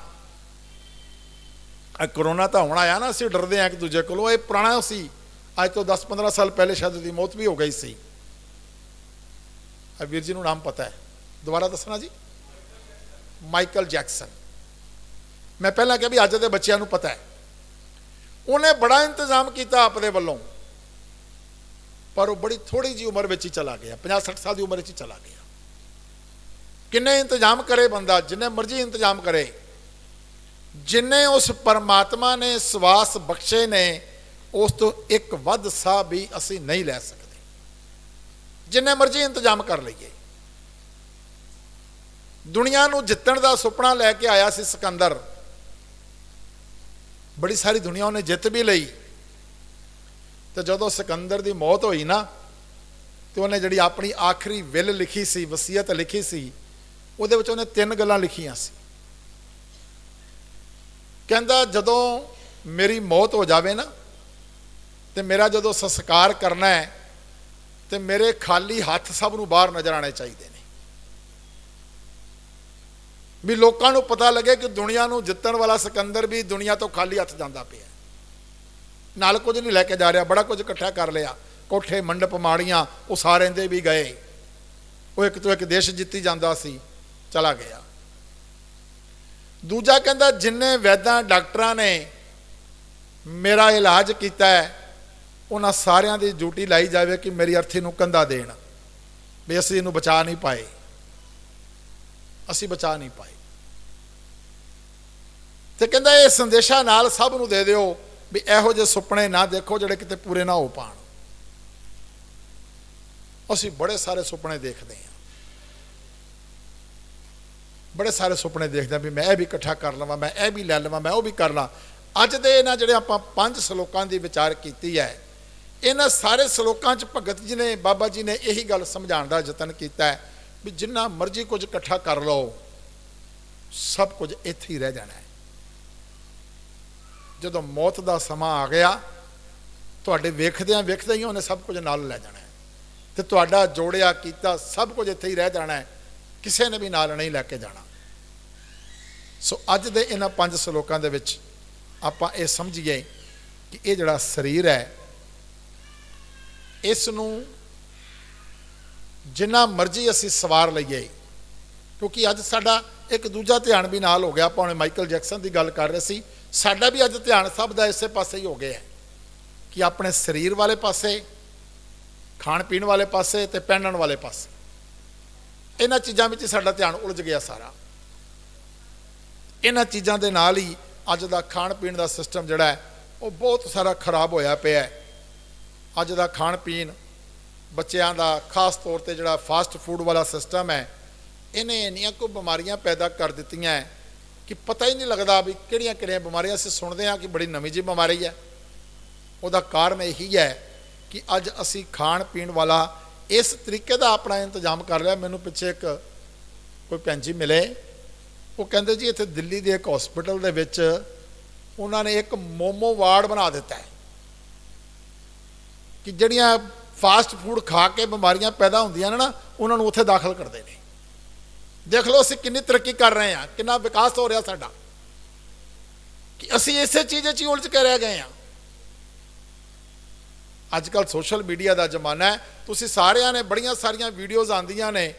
ਕੁਝ ਸਮਾਂ ਪਹਿਲਾਂ ਇੱਕ ਵੀਡੀਓ ਬੜੀ ਵਾਇਰਲ ਹੋਈ ਸੀ ਕਿ ਕਿਸੇ ਦਾ ਬੱਚੇ ਦਾ ਆਪਰੇਸ਼ਨ ਕੀਤਾ ਜਾ ਰਿਹਾ ਹੈ ਤੇ ਉਹਦੀ ਫੂਡ ਪਾਈਪ ਵਿੱਚੋਂ ਉਹ ਚੌਮਿਨਸ ਕਿਵੇਂ ਕੱਢੀਆਂ ਜਾ ਰਹੀਆਂ ਉਹ ਦਿਖਾਉਂਦੇ ਪਏ ਸੀਗੇ। ਅੰਦਰ ਹੀ ਫਸ ਗਈਆਂ, ਪਚੀਆਂ ਹੀ ਨਹੀਂ, ਕਿਉਂਕਿ ਅਸੀਂ ਖਾਣਾ ਪੀਣਾ ਹੀ ਆਪਣਾ ਇਦਾਂ ਦਾ ਕਰ ਲਿਆ, ਆਪਣੀ ਜ਼ਿੰਦਗੀ ਦਾ ਅਸੀਂ ਸਾਰਾ ਸਿਸਟਮ ਹੀ ਬਦਲ ਲਿਆ। ਅਮਰੀਕਾ ਦਾ ਇੱਕ ਰਾਸ਼ਟਰਪਤੀ ਸੀ ਬਿਲ ਕਲਿੰਟਨ। ਉਹਨੇ ਜਦੋਂ ਰਾਸ਼ਟਰਪਤੀ ਸੀ ਉਸ ਵਕਤ ਇੱਕ ਸਲੋਗਨ ਦਿੱਤਾ ਸੀ, ਗੋ ਬੈਕ ਟੂ ਰਿਲੀਜਨ, ਧਰਮ ਵਾਲੇ ਪਾਸੇ ਵਾਪਸ ਚਲੇ ਜਾਓ। ਇਹ ਬੜੇ ਸਾਲ ਪਹਿਲਾਂ ਦੀ ਗੱਲ ਹੈ। ਅੱਜ ਇਹੀ ਗੱਲ ਸਾਨੂੰ ਸਾਰਿਆਂ ਨੂੰ ਸਮਝਣੀ ਹੈ। ਬਾਣੀ ਦੀ ਵਿਚਾਰ ਕਰਦੇ ਪਏ ਹਾਂ, ਬਾਣੀ ਨਾਲ ਜੁੜਦੇ ਪਏ ਹਾਂ। ਵਾਪਸ ਆਪਣੇ ਵਿਰਸੇ ਵਾਲੇ ਪਾਸੇ ਆਈਏ, ਆਪਣੇ ਵਿਰਸੇ ਨੂੰ ਪਹਿਚਾਨੀਏ, ਗੁਰਬਾਣੀ ਵਿੱਚੋਂ ਮਿਲੀਆਂ ਸਿੱਖਿਆਵਾਂ ਨੂੰ ਆਪਣੇ ਜੀਵਨ ਵਿੱਚ ਵਸਾਈਏ, ਜੇ ਅਸੀਂ ਆਪਣੇ ਜੀਵਨ ਨੂੰ ਸੱਚਮੁੱਚ ਸਫਲ ਕਰਨਾ ਚਾਹੁੰਦੇ ਹਾਂ। ਅੱਜ ਆਪਾਂ ਇੱਥੇ ਤੱਕ ਦੀ ਵਿਚਾਰ ਹੈ ਜੀ। ਕੱਲ੍ਹ ਨੂੰ ਫਿਰ ਇਸ ਤੋਂ ਅੱਗੇ ਲੜੀਵਾਰ ਵਿਚਾਰ ਨੂੰ ਆਪਾਂ ਫਿਰ ਆਰੰਭ ਕਰਾਂਗੇ। ਆਓ ਇਹਨਾਂ ਵਿਚਾਰਾਂ ਨੂੰ ਸਰਵਣ ਕੀਤਾ ਹੈ। ਗੁਰੂ ਪਾਤਸ਼ਾਹ ਅੱਗੇ ਅਰਦਾਸ ਬੇਨਤੀ ਜੋ ਜਿਹੜੀ ਕਰੀਏ, ਸੱਚੇ ਪਾਤਸ਼ਾਹ ਸਾਡੇ 'ਤੇ ਵੀ ਕਿਰਪਾ ਕਰੋ, ਸਾਨੂੰ ਵੀ ਐਸੀ ਸਮਰੱਥਾ ਬਲ ਬੁੱਧੀ ਬਖਸ਼ੋ, ਅਸੀਂ ਆਪ ਜੀ ਦੇ ਉਪਦੇਸ਼ਾਂ ਨੂੰ ਸਮਝ ਸਕੀਏ, ਆਪਣੇ ਹਿਰਦੇ ਵਿੱਚ ਵਸਾ ਸਕੀਏ। ਸੱਚ ਜਾਣਿਓ, ਜਦੋਂ ਇਹ ਅਰਦਾਸ ਬੇਨਤੀ ਜੋ ਜਿਹੜੀ ਕਬੂਲ ਹੋ ਜਾਣਗੇ ਸਾਡੇ ਸਾਰਿਆਂ ਦੇ ਇਹ ਲੋਕ ਸੁਖੀਏ ਪਰ ਲੋਕ ਸੁਹੇਲੇ, ਨਾਨਕ ਘਰ ਪ੍ਰਭ ਆਪੇ ਮੇਲੇ ਵਾਲੀ ਦਾਤ ਸਾਨੂੰ ਸਾਰਿਆਂ ਨੂੰ ਪ੍ਰਾਪਤ ਹੋ ਜਾਏਗੀ ਜੀ। ਇਤਨੇ ਸ਼ਬਦ ਪ੍ਰਵਾਨ ਕਰਨਾ, ਭੁੱਲ ਚੁੱਕ ਦੀ ਖਿਮਾ। ਵਾਹਿਗੁਰੂ ਜੀ ਕਾ ਖਾਲਸਾ, ਵਾਹਿਗੁਰੂ ਜੀ।